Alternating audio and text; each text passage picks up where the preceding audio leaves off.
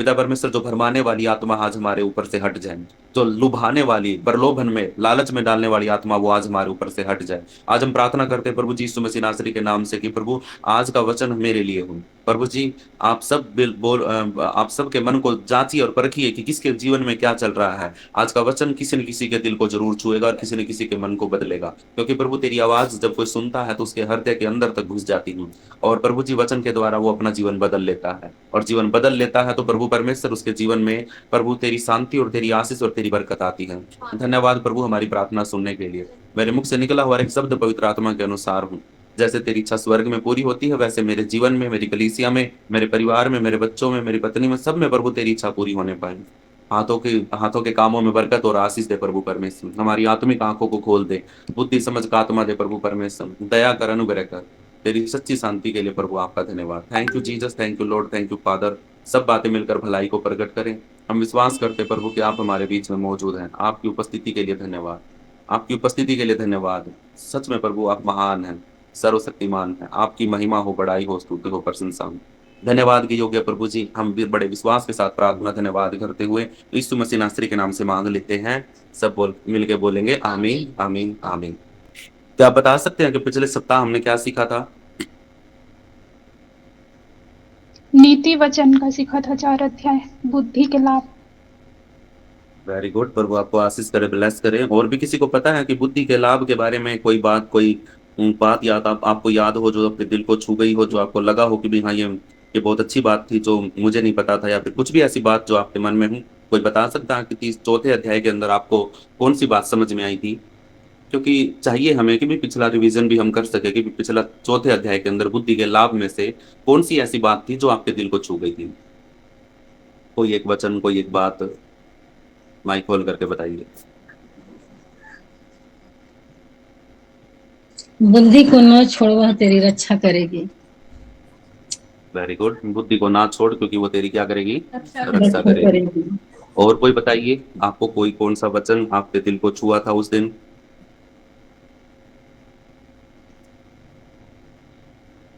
क्योंकि भजन संहिता तो हम हर चर्च में पढ़ते हैं, वो तो आराधना है, वो आराधना हम कर चुके हैं।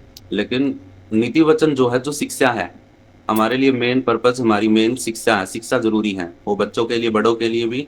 और कुछ तो ऐसे होते हैं जो आज शिक्षा सुनी है, आज शिक्षा सुनी है, जिस पाप से आज आज्ञा दी है कि नहीं करना है, वही पाप करके आते हैं, है ना?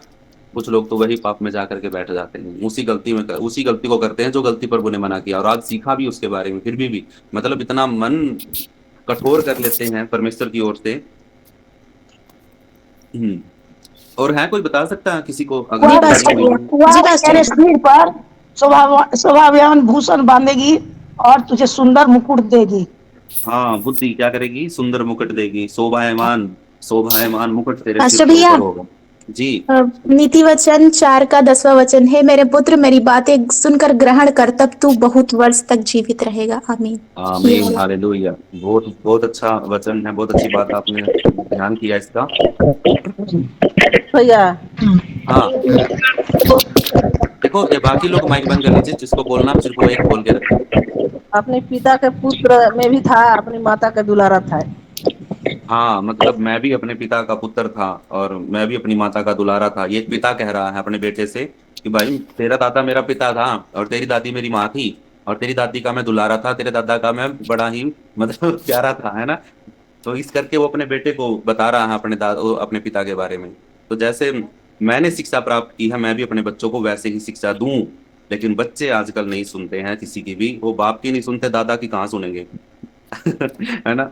वो बाप की नहीं सुनते, दादा की कहाँ सुनेंगे? बच्चे आजकल बड़े वो कठोर मन के हो गए हैं, मतलब उनको फर्क ही नहीं पड़ता कि भाई हाँ, इससे मेरी और मेरे पिता की और मेरे दादा की इज्जत पे क्या असर पड़ेगा। तो ये होना चाहिए, बुद्धि की बात है, हमें सिखाती है। और किसी को कुछ समझ में आया हो तो बताइए, तो 2 मिनट और का समय है, रिवीजन कर लेंगे हम। हाँ, वचन में है कि तू अगर मेरी आज्ञाओं को मानेगा तो तब अब जीवित रहेगा। हाँ, वेरी गुड, बहुत अच्छी बात। जीवित रहेगा। यदि तू मेरी आज्ञाओं को मानेगा तो तू क्या रहेगा? जीवित रहेगा। यदि तू मेरी आज्ञाओं को मानेगा तो जीवित रहेगा। बहुत बहुत अच्छा वचन है ये। मैं तो 3 बातें बाइबल में से प्रभु की लिख चुका हूं अपने हृदय के ऊपर। एक तो आज्ञा मानना, और दूसरा परमेश्वर का भय मानना, और तीसरा तीसरा एक और है, वो भी आज मेरे को ध्यान में आई थी बात, तीसरी बात, हाँ, परमेश्वर की धार्मिकता और उसके राज्य की खोज करना। तीन बातें हमेशा लिख लो इन बातों को जिंदगी में।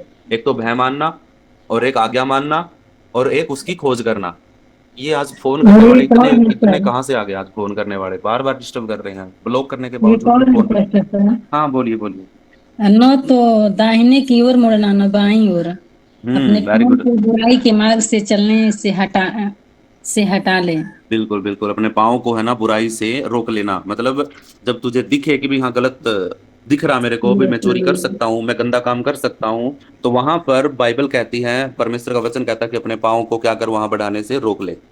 ठीक है। धन्यवाद पिता, इतना हाँ, सुंदर। प्रभु का धन्यवाद हो। 1 मिनट और बचा है, अगर कोई और भी अपनी राय बताना चाहता है कि आपने कल पिछले सप्ताह क्या सीखा था उसके बारे में। सबसे नीति वचन। चार अधिक अध्याय अपने में यही था पास्टर जी। हाँ सबसे बोलिए। अधिक अपने मन की रक्षा कर, क्योंकि वेरी जीवन गुड। का मूल स्रोत वही है। बिल्कुल बिल्कुल बिल्कुल, सबसे सबसे मेन बात जो हमारे लिए है, और सबसे अधिक अपने मन की रक्षा कर। Very good. वह सच बताऊं, बहुत अच्छा वचन है, बहुत अच्छी बात है। मास्टर भैया, एक बात जी और मुझे अच्छी लगी थी। बोलो टेढ़ी बोलो। बात अपने मुंह से मत बोल और चालबाजी की बातें कहना तुझसे दूर रहे। बिल्कुल बिल्कुल, ये भी बहुत मतलब बहुत अच्छी बात है ये हमारे लिए, और बहुत अद्भुत। अगर हम इन बातों पर चले ना, तो सच बताऊं, हम परमेश्वर को अपने हृदय के अंदर ऐसे महसूस कर सकते हैं कि जैसे कि वो कोई बैठा है हमारे अंदर। ये ऐसे अभी हमें खालीपन लगता, लेकिन जब हम इन बातों को अपने जीवन में लागू करेंगे तो अपना दिल के अंदर हमें परमेश्वर का सिंहासन लगा हुआ देखेंगे कि हाँ मेरे अंदर परमेश्वर का आत्मा वास करता है। तभी करेगा एक जब और हम इन आज्ञाओं को अपने है, जीवन में लागू करेंगे।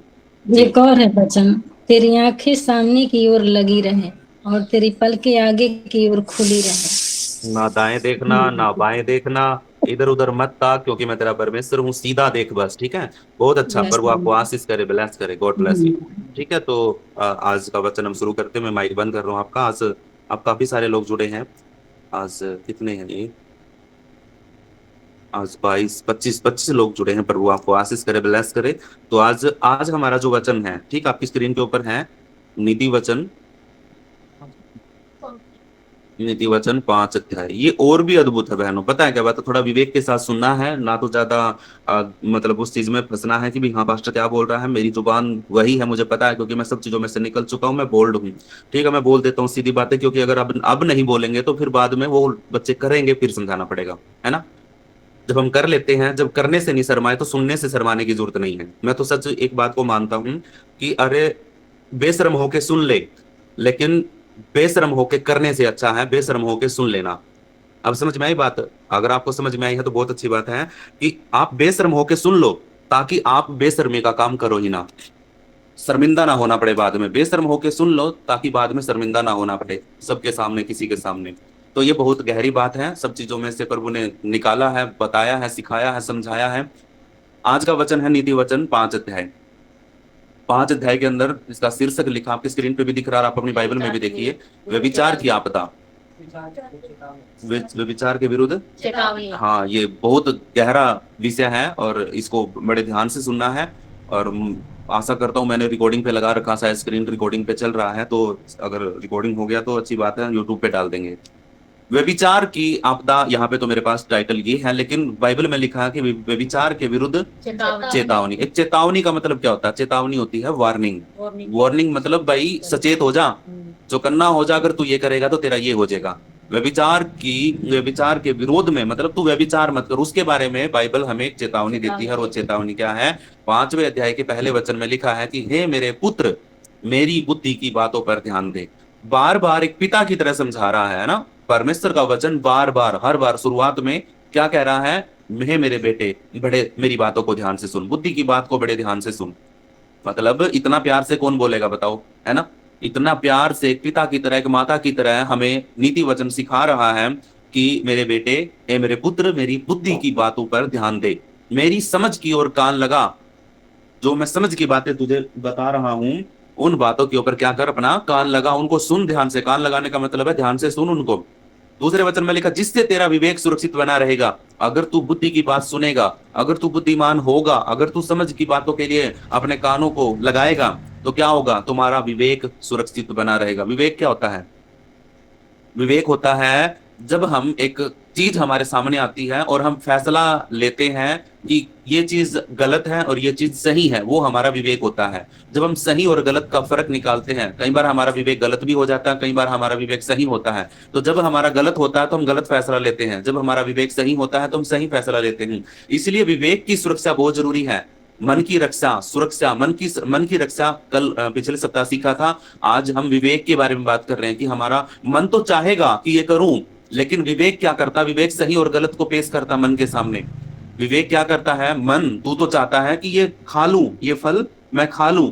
मन को तो लुभाता, कोई भी चीज लुभाने वाली होगी ना, मन को लुभा लेगी। मन तो 1 मिनट में पानी हो जाता है सामने वाली चीजों को देख करके, ये ले लूं बस, ये खा लूं बस। देखते ही आंखों के द्वारा सीधा मन पे अटैक होता है और मन उस चीज के अंदर लुभ जाता, मतलब लालच में आ जाता है, प्रलोभन में आ जाता है। मन तो चाहता कि अभी खा लूं बस, चाहे वो गलत हो चाहे सही, उसको फर्क नहीं पड़ता। लेकिन जो हमारा विवेक होता है ना, वो मन को समझाता है कि भाई देख, ये चीज अगर तू खाएगा तो तेरा दस्त लग जाएंगे, अगर तू नहीं खाएगा तो तू ठीक रहेगा, है ना। विवेक हमारा ये हमें समझाता है फिर। लेकिन विवेक की आवाज है ना, कई बार धीमी होती है। हमारे विवेक की आवाज वो बहुत धीमी होती है, और परमेश्वर का आत्मा हमारे विवेक की मदद करता है कि भाई हमें उस विवेक का सही फैसला लेने में, चुनने में हमारी मदद करता। कौन? परमेश्वर का आत्मा। देखो, जब हम वचन को पढ़ते हैं तो परमेश्वर का वचन हमें बहुत गहराई में समझाता है ना, बहुत गहराई में लेके जाता है, और वो समझाता है कि देख, मैंने तेरे अंदर क्या बनाया है, मैंने मन को बनाया है, मैंने विवेक को बनाया है, मैं तेरे विवेक की मदद करता हूं, मैं तेरे मन की रक्षा करता हूं, मैं तेरे शरीर की भी रक्षा करता हूं। परमेश्वर ने इस बॉडी के अंदर है ना, वो सारी चीजें डाल दी हैं, जो चीजें इस शरीर को सुरक्षा भी दे सकती है, और इस शरीर के अंदर सारा इनबिल्ट है। क्या कहते हैं ना, भी ऑल इन वन, एक चीज के अंदर ऑल इन वन। और परमेश्वर ने अपना कनेक्शन डालने के लिए भी एक रास्ता बना के रखा, हमारी आत्मा। हमारी आत्मा ही है जो परमेश्वर से कनेक्ट हो सकती है, बाकी हमारा कोई भी हिस्सा, कोई भी चीज परमेश्वर से कनेक्ट नहीं हो सकता। हमारे शरीर को परमेश्वर से कनेक्ट करने के लिए, हमारी देह को, हमारे मन को, इन सब चीजों को परमेश्वर से कनेक्ट करने के लिए परमेश्वर ने हमारे अंदर एक अपनी आत्मा, जिसको मनुष्य की आत्मा बोलते हैं, वो हमारे अंदर है, और वही है जो हमें परमेश्वर से जोड़ती है ना। अगर हमारी आत्मिक आंखें बंद हो जाए, अगर हमारी आत्मा मर जाए, हमारे मनुष्य की आत्मा जब मर जाती है तो पता क्या होता है? वो व्यक्ति सुसाइड करता है, वो व्यक्ति पाप करता है, वो व्यक्ति किसी का डर नहीं रखता है, उसके मन में किसी बात की कोई वो नहीं होती, वो खुद मरने के लिए तैयार हो जाता है। आपको पता है कि आजकल एक रील वायरल हो रही है, उसमें एक बेटा है, उसने मोबाइल लिया था एप्पल का, और वो है ना इतना अंदर से मर गया, उसकी आत्मा इतनी मर गई कि भाई वो है ना किसी की भी नहीं सुन पा रहा है। वो सुसाइड करने के लिए किसी पहाड़ी पर जाता है, और उसका पिता बार बार बोल रहा है उसको कि नहीं बेटा, ऐसी कोई बात नहीं है, मत करो, कोई दिक्कत नहीं है, आ जाओ तुम इधर आ जाओ। लेकिन वो बिल्कुल कंठारे पर खड़ा है, और जैसे ही वो गिरने वाला था तो उसके बाप ने जाकर के उसको पकड़ने के लिए, बचाने की कोशिश करी, लेकिन जैसे ही वो, उसके बेटे में ज्यादा वजन था तो जो वो संभाल नहीं पाए अपने एक दूसरे को, तो वो बेटा भी गिर गया खाई से नीचे, खाई में, और उसका बाप भी गिर गया, दोनों की डेथ हो गई, दोनों ही मर गए। अब आप सोच के देखो, जिस व्यक्ति की आत्मा मर जाती है ना, तो उसको समझ में नहीं आता कि भाई क्या सही है, क्या गलत है, क्या करूं क्या नहीं करूं, कुछ भी नहीं समझ में आता उसको, क्योंकि उसकी आत्मा ही मर चुकी है। तो वो ना तो परमेश्वर से कनेक्ट हो सकता है, ना ही मनुष्य से कनेक्ट हो सकता है, क्योंकि वो परमेश्वर की आत्मा जो हमारे, परमेश्वर ने जो हमारी आत्मा, मनुष्य की आत्मा जो हमें दी है ना, वही आत्मा है जो हमें सब चीजों के लिए उत्साहित, कनेक्ट करती, जोड़ के रखती हैं। हम सह लेते हैं कुछ बातों को, हम कुछ बातों के लिए मतलब तैयार हो जाते हैं। हमारा विवेक बहुत जरूरी है, हमारा विवेक जो हमें ये बताता है कि ये चीज खाऊं या नहीं खाऊं, खाऊंगा तो ये हो जाएगा, नहीं खाऊंगा तो ये हो जाएगा। मन तो चाहेगा भाई खाने के लिए, मन को तो जो चीज लालच आ गया, मन में जो चीज आ गई, उसको तो वो पा करके ही रहेगा, उसको तो पूरा, वो पूरे शरीर को हिला देता, पूरे सिस्टम को हिला देता मन, जब हमें किसी चीज की लालसा होती है। लेकिन जो हमारा विवेक होता है, वो विवेक ही है जो हमें ये सही और गलत को सामने कर देता है, और फिर उसको देख करके हम फैसला लेते हैं। ठीक है, तो बहुत सारा सिस्टम, बहुत सारी गरारी, हमारे शरीर की बहुत सारी मशीनरी सिस्टम हमारा काम करता है एक चीज को फैसला लेने के लिए। ठीक है, तो जब ये विवेक सुरक्षा बने रहेगी इसकी, तब कब बनेगी? जब परमेश्वर की बुद्धि हमें मिलेगी, जब बुद्धि और समझ हमारे अंदर होगा, तभी तो हम एहसास कर पाएंगे कि ये गलत है, ये सही। तभी तो हमारा विवेक मजबूत होगा कि भाई नहीं, बाइबल में ये चीज लिखी थी, ये करूंगा तो ये हो जाएगा, है ना। तो हमें शिक्षा मिलती है, जब शिक्षा और बुद्धि हमें मिलती है तो हमारा विवेक सुरक्षित हो जाता है, हम सही फैसला करने वाले बन जाते हैं। और तू ज्ञान की रक्षा करे, और तू जिससे तेरा विवेक सुरक्षित रहे, और तू ज्ञान की रक्षा करे। तेरे अंदर जो बुद्धि आई है, उस बुद्धि के कारण जो तेरे को ज्ञान मिला है, उसकी रक्षा तू खुद कर पाएगा, फिर तेरे ज्ञान की रक्षा कर पाएगा फिर तू, यदि तू बुद्धि और समझ को पाएगा तो। 3 वचन में लिखा, क्योंकि पराई स्त्री के होठों से मधु टपकता है। अब पराई स्त्री कौन होती है? ये एक उस शादीशुदा व्यक्ति के बारे में बात हो रही है, और एक कुंवारे के लिए भी बात होती है। कुंवारा कोई भी है उसके लिए भी ये बात, वो भी समझ सकता है इससे एक बातों को। शादीशुदा के लिए तो ये है कि भाई अगर कोई व्यक्ति शादीशुदा है और वो व्यक्ति किसी दूसरी औरत को देखता है, या फिर कुंवारा है अगर वो शादी से पहले किसी की तरफ देखता है या कुछ भी उसके मन में आता है, तो वो चीजें उसको ऐसे मोड़ पे लेके जाएंगी एक दिन, या तो ना तो वो खुद बच पाएगा और ना ही दूसरे को बचाने पाएगा। एक दिन दोनों का नाश होगा, और एक चीज का नहीं होगा, दोनों का होगा। जिसकी तरफ देख रहा है और जो देख रहा है, वो चाहे पति हो, चाहे वो पत्नी हो, चाहे वो बच्चा हो या फिर लड़की हो, कोई भी हो। बड़ा वो कर दिया इसने तो, बार बार को 50 कॉल कर लिया इतनी देर में, 50 ब्लॉक करने के बावजूद भी। और कुछ भी नहीं दिक्कत पाएगी, कुछ भी, पास्टर जी बस प्रार्थना कर दो, मेरे मेरे सिर में दर्द है, मेरे पेट में दर्द है, बस इससे ज्यादा कुछ नहीं मिलेगा उसका।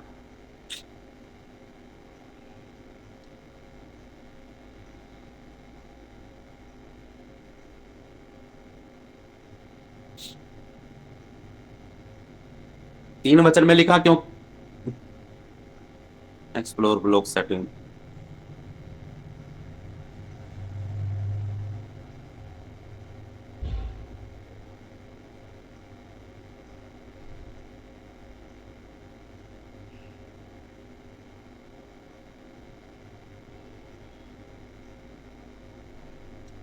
आपको मेरी आवाज आ रही है?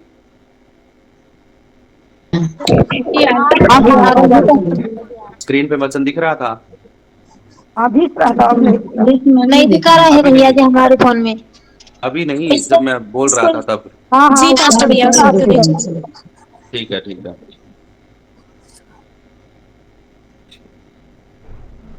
अगर चर्च हो ना, चर्च बिल्डिंग हो, भवन हो, चर्च भवन हो ना, तो फिर ऐसी किसी भी चीज की दिक्कत का सामना नहीं करना पड़ता। दिक्कत ये है कि घर के अंदर जब करते हैं, कभी कोई आ रहा, उनको थोड़ा पता है कि भी हाँ ये वचन पढ़ रहे हैं, प्रार्थना कर रहे हैं, संगति कर रहे हैं ना। दरवाजे बंद करके बैठा हूं मैं अंदर है ना, बाहर के दरवाजे फिर भी आवाज दे दे करके, और कुछ फिर ये फोन करने वाले। तो आगे क्या लिखा है? 3 वचन में लिखा, क्योंकि पराई स्त्री के होठों से मधु टपकता है और उसकी बातें तेल से भी अधिक चिकनी होती हैं। दूसरे की बातें, दूसरे का जीवन, दूसरे का पैसा, दूसरे की किसी भी चीज को देख करके तुम उसके लिए लालची हो सकते हो। बाइबल बार बार कहती है कि तू दूसरे के धन का, दूसरे के किसी भी चीज का लालच मत करना, किसी दूसरे की स्त्री का, ना दूसरे के पति का, ना दूसरे के किसी भी चीज का तू क्या ना कर, लालच मत कर। क्योंकि पराई स्त्री के होठों से मधु टपकता है और उसकी बातें तेल से भी अधिक चिकनी होती हैं।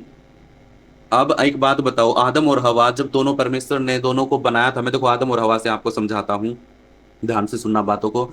आदम और हवा को जब परमेश्वर ने बनाया तो उनको कंप्लीट कर दिया था, संपूर्ण कर दिया था, है ना। वो कंप्लीट थे, आदम और हवा दोनों कंप्लीट थे, दोनों एक साथ रहते थे, बातचीत करते थे, खाते पीते थे, और सब कुछ मतलब सही था। लेकिन जैसे ही कोई तीसरा बंदा आया सांप के रूप में, जो सांप के चार मतलब 2 पैरों पर चलने वाला था, जैसे आदमी चलता है ना, ऐसे ही था, बस सांप का मुंह था उसके और पूंछ लंबी थी उसकी। तो ऐसे करके वो एक, मैं आपको एक फोटो भेज सकता हूँ, क्योंकि अभी एक मूवी रिलीज हुई है, उसमें सेम जो अदन की वाटिका में सांप था ना, सेम वैसा सांप का चित्रण किया गया है, जी बिल्कुल सेम। और उस मूवी को मैंने देखा था, थोड़ा सा देखा था क्लिप, क्योंकि वो कहीं पर आ गई थी, तो उसे मैंने ध्यान किया कि ये तो वही है जो सेम बाइबल के अंदर अदन की वाटिका में आया था।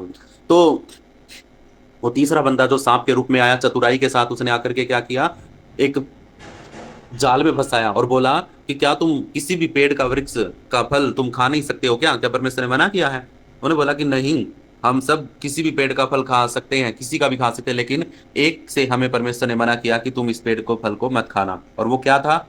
वो जीवन, ज्ञान और समझ का, बुद्धि और ज्ञान के फल, पेड़ का फल था वो, तो वो खाने से मना किया है। तो शैतान ने बोला कि भाई तुम, ऐसा क्या बात है, भाई मतलब नहीं खा सकते। उसने बोला कि भाई बस ये आज्ञा है, परमेश्वर ने मना किया है, मुझे तो आदम ने बताया है। बोली कि मुझे तो आदम ने बताया है। और दूसरी बात, एक बात और है, वहां पर आदम और हवा कुछ देर के लिए अलग हो गए थे, इसलिए ये दिक्कत आई थी। तो कभी भी अगर आप शादीशुदा हैं तो अपने परिवार के साथ बने रहिए, बेशक आपको काम थोड़ा मिले, बेशक आप थोड़ा काम करिए, लेकिन पति पत्नी एक दूसरे के साथ बने रहे। अगर दूरी हो जाएगी तो तीसरा बंदा आ जाएगा, और तीसरा बंदा जब आएगा तो नुकसान होगा बहुत ज्यादा। जैसे शैतान ने हवा को बहकाया और हवा के द्वारा आदम को पाप में गिरा दिया, तो तीनों के तीनों एक जाल में, एक चैन में फंस गए। और चैन में फंसने के कारण क्या हुआ, अब शैतान ने, है ना, उसको ऐसी लुभावने वाली, उसके मन को भावने वाली बातें बता दी।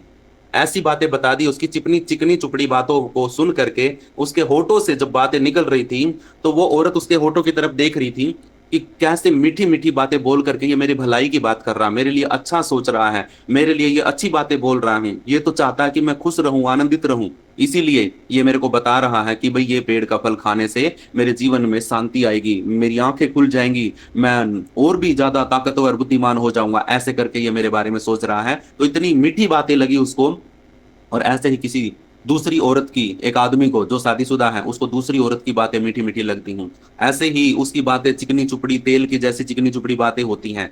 कई बहनों को है ना, कुछ लोग, कुछ बहनें पता क्या बोलती हैं, अरे तू तो लगती नहीं है कि तू एक 3 बच्चों की माँ है।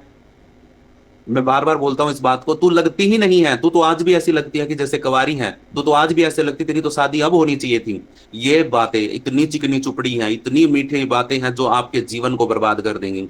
इन बातों को कभी भी अपने दिल में, मन में मत आने देना, क्योंकि मन तो अपनी इच्छा को पूरी करने की पूरी कोशिश करता है। आपके दिल में इन बातों को जब आप सुन के अपने दिल में लोगे तो ये बातें आपके पति के प्रति, आपके बच्चों के प्रति घृणा, नफरत पैदा कर देंगी और आप अपने से ज्यादा किसी को कुछ भी नहीं समझोगे और आप बगावत करना शुरू कर सकते हो, आप विरोध करना शुरू कर सकते हो अपने पति को, अपने बच्चों से। और आप अगला जो आपका रिजल्ट होगा, जैसे मैंने आज मैसेज डाला था एक, भी हम पाप को जब देखते हैं तो बड़ा मीठा लगता है, जब वो बड़ा आनंद करने वाला होता है, ऐसा लगता है कि जैसे भी मैं संतुष्ट हो जाऊंगा, ऐसा लगता है कि भाई मैं बहुत कुछ पालूंगा, लेकिन उसका अंत नहीं देखता है। वो नागदोना होता है, नाग का जो जहर होता है ना, उससे भी भयंकर वो होता है जो तुम खा लेते हो।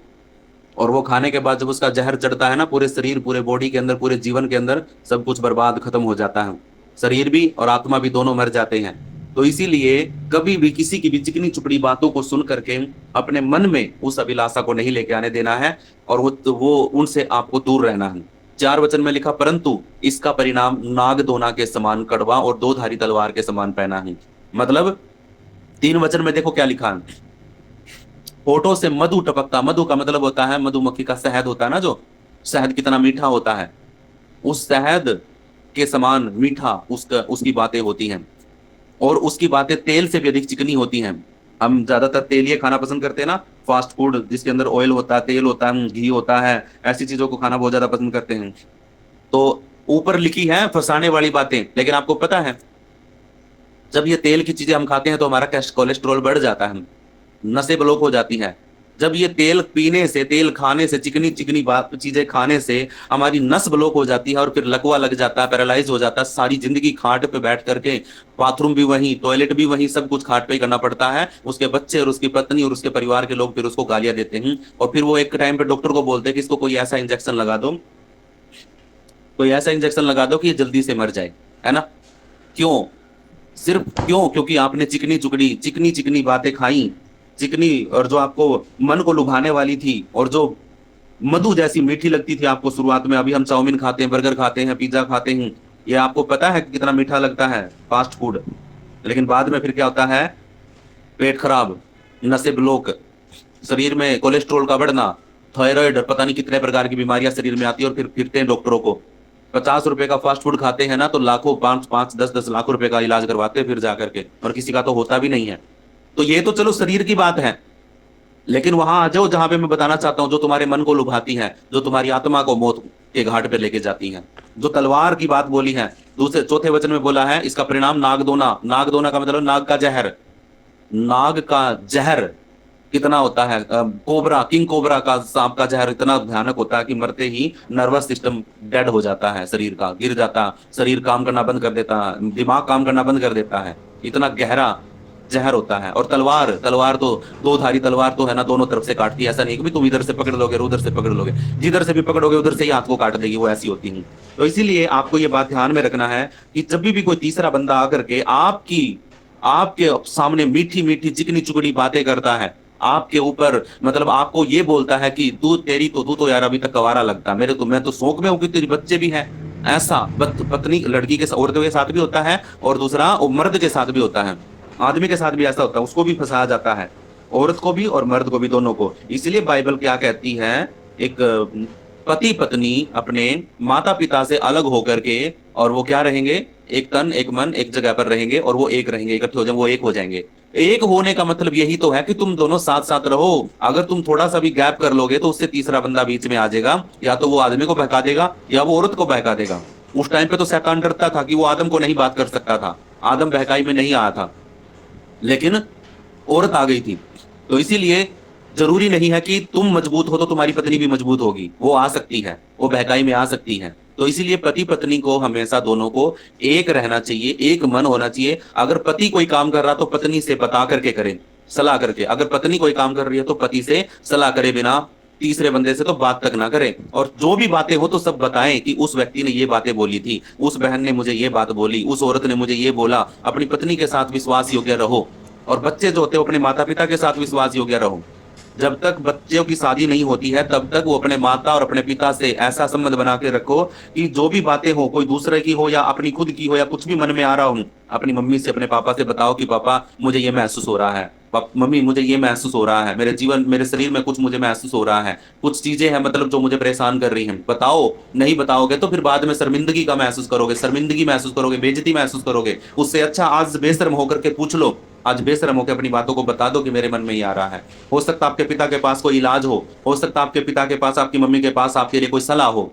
कुछ चीजें हमें खुद पे नहीं छोड़ना चाहिए, कुछ चीजों के लिए हमें सलाह लेना बहुत जरूरी है, लेकिन सलाह अपने माता पिता से बढ़कर किसी से मत लो। अपने टीचर से, जो आपका अगुवा है, आत्मिक अगुवा है, या फिर आपका स्कूल में पढ़ाने वाला जो टीचर है वो, और या फिर आपका जो माता पिता, बस उसके अलावा किसी के पास मत जाओ, ठीक है। क्योंकि पराई स्त्री के होठों से मधु टपकता और उसकी बातें तेल से भी अधिक चिकनी होती हैं, परंतु इसका परिणाम देखो। हम सिर्फ शुरुआत में चमकता हुआ धमकता हुआ वो देखते हैं, लेकिन जब बाद में हमें पता चलता है कि उसका रिजल्ट क्या होना है वो हमें नहीं पता चलता। लेकिन बताऊं, बुद्धि और समझ और जो आपका विवेक है वो आपको पहले ही बता देगा कि आज अगर मैं इस काम को करता हूं तो कल को मेरा शरीर खराब हो जाएगा और कल को मुझे डॉक्टर भी जवाब दे देगा और फिर मेरी शादी भी नहीं होगी। ऐसे करके बहुत से चीजों का हमने देखना चाहिए। आपका विवेक, आपका परमेश्वर की बुद्धि आपको ये बातें बताएगी कि अगर मैं ऐसा करूंगा तो मेरे जीवन में तलवार का काम करेगा, ये जहर का काम करेगा। हालेलुया। 5 वचन में लिखा है, उसके पांव मृत्यु की ओर बढ़ते हैं।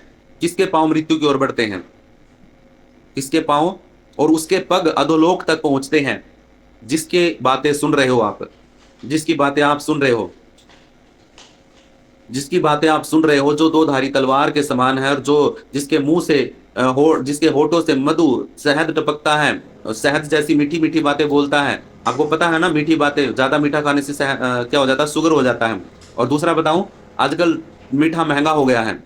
आपको पता है, आपके उधर मुझे नहीं पता कितने रुपए किलो हो गया, लेकिन इधर 70 रुपए किलो चीनी हो चुकी है। तो आप सोच के देखो कि अब तो ये जहर भी मीठा, ये भी, इसकी भी कीमत ज्यादा चुकानी पड़ेगी, अभी सस्ता भी नहीं मिलेगा। तो इसलिए अभी हमें, अगर हम ज्यादा खाते हैं कुछ भी, तो वो चीजें हमारे लिए बाद में बीमारी का कारण बनती हैं। इसीलिए हमारा मन की रक्षा करने के लिए और विवेक की सुरक्षा करने के लिए प्रभु बार बार हमें बोलता है, नीति वचन सिखाती हूँ। उसके पांव तुम्हें मृत्यु की ओर बढ़ते। ओए यहाँ बैठ, भर गया। उसके पांव मृत्यु की ओर बढ़ते हैं। किसके पांव? जो चिकनी चुपड़ी बातें बोलती हैं, बोलता है या बोलती है, कोई भी हो सकता है। कुछ भी चीजें जो लालच को लेके आती हैं। और उसके पग अधोलोक तक पहुंचते हैं, नरक, नरक की आग, उसके अलावा कुछ नहीं है, जलन है बस। मेरी तरफ मुंह कर, इस साइड बैठ। हाँ, 6ठे वचन में लिखा है, वह जीवन के मार्ग के विषय में विचार नहीं करती है। आपको जीवन के बारे में, सच्चाई के बारे में कभी नहीं पता लगाने देगी। उसके चाल चलन में चंचलता है, परंतु उसे वह स्वयं नहीं जानती। हाँ, जो आपके सामने है वो कोई पराई स्त्री है, पराया आदमी है, कोई गलत इंसान है, गलत बॉयफ्रेंड है, गर्लफ्रेंड है, वो आपको जीवन की बातों तक जाने नहीं देगा। उसका रास्ता आपके विचारों को खत्म कर देगा। वो खुद भी नहीं जानता कि उसके अंदर क्या चंचलता है, वो खुद भी नहीं जानता। उसके चाल चलन में चंचलता है, परंतु वह उस बात को खुद भी नहीं जानता है। जो आपके सामने पाप बन करके आया है, जो आपके सामने आपको गिराने के लिए आया है, जो आपके सामने मीठी मीठी बातें और चिकनी चुपड़ी बातें बोलने आया है, उसको खुद नहीं पता कि वो क्या कर रहा है। यीशु ने भी बोला था ना कि हे पिता, इन्हें क्षमा कर, क्योंकि नहीं जानते कि ये क्या करते हैं। क्या यीशु फंसा थोड़ा था? यीशु मसीह ने सीधा बोला कि प्रभु ने बोला कि ये नहीं जानते कि ये क्या करते हैं। पापी व्यक्ति को नहीं पता होता कि वो क्या कर रहा है। जब वो कर रहा होता है, उससे पहले उसको एहसास हो जाता है कि भाई ये गलत है, ये सही नहीं। लेकिन वो फैसला जब गलत ले लेता है तो उसको उसका रिजल्ट नहीं पता होता कि इसका रिजल्ट क्या होगा। हालेलुया। सात वचन में लिखा है, इसलिए अब है मेरे पुत्रों मेरी सुनो, हे मेरे बेटा बेटियों मेरी सुनो। मसीह में अगर प्रभु ने मुझे आत्मिक अगुवा ठहराया है तो आप भी मेरे सामने एक स्टूडेंट, एक बच्चे और एक उस तरीके से हो कि भी मतलब मैं आपको सिखा रहा हूँ। प्रभु ने मुझे सिखाने वाला बनाया है तो मैं आपको सिखा रहा हूँ, एक पिता के समान मैं आपसे बात कर रहा हूँ। अगर मेरी बातों से एक भी घर बस जाता है, एक भी व्यक्ति पाप में से निकल जाता है, तो मेरी जिंदगी का, मेरा बोलने का, मेरा सिखाने का, समझाने का वो जो मतलब मेरा मकसद है वो पूरा हो जाता है। परमेश्वर के राज्य में आनंद होता है क्योंकि प्रभु का आत्मा मेरे मन से, मेरे मुख से बोलता है। तो जब वो बातें किसी के जीवन में काम करती हैं तो वो बातें के द्वारा उसका जीवन बदलता है, वो प्रभु की ओर लौट आता है और पाप से मन फिराता है। तो उससे क्या होता है आपको पता है?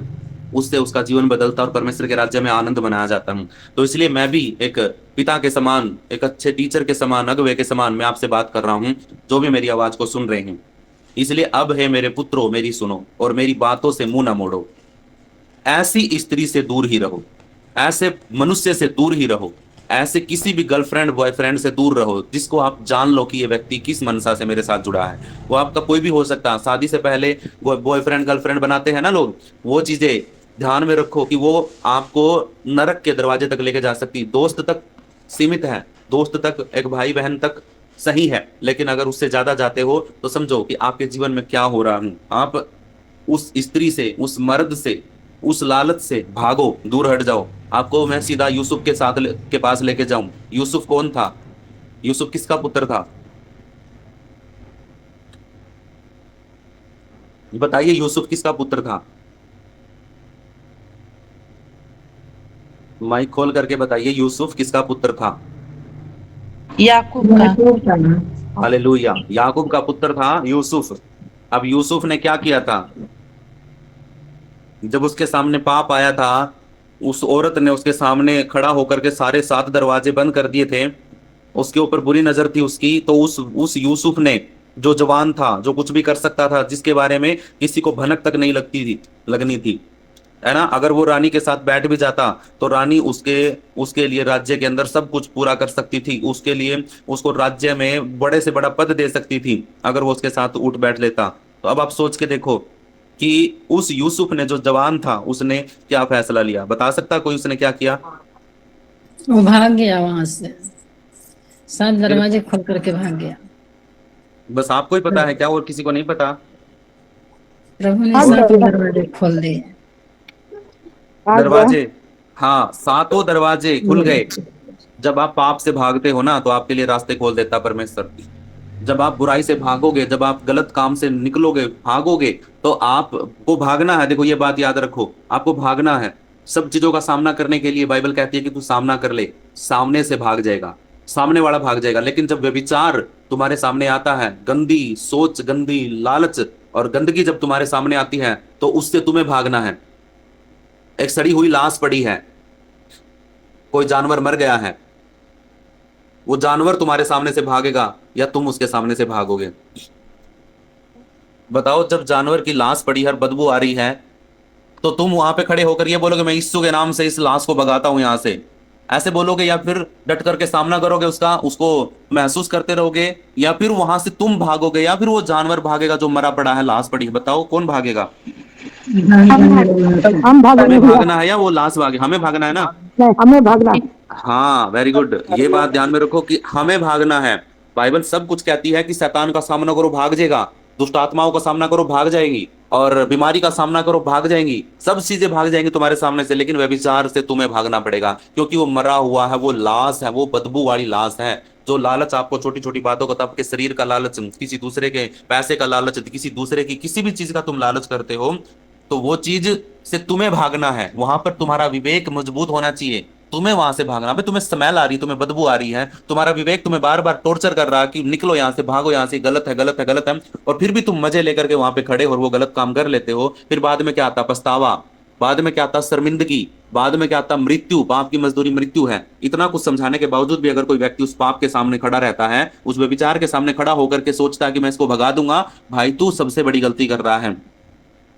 शैतान से भी बड़ा है व्यभिचार।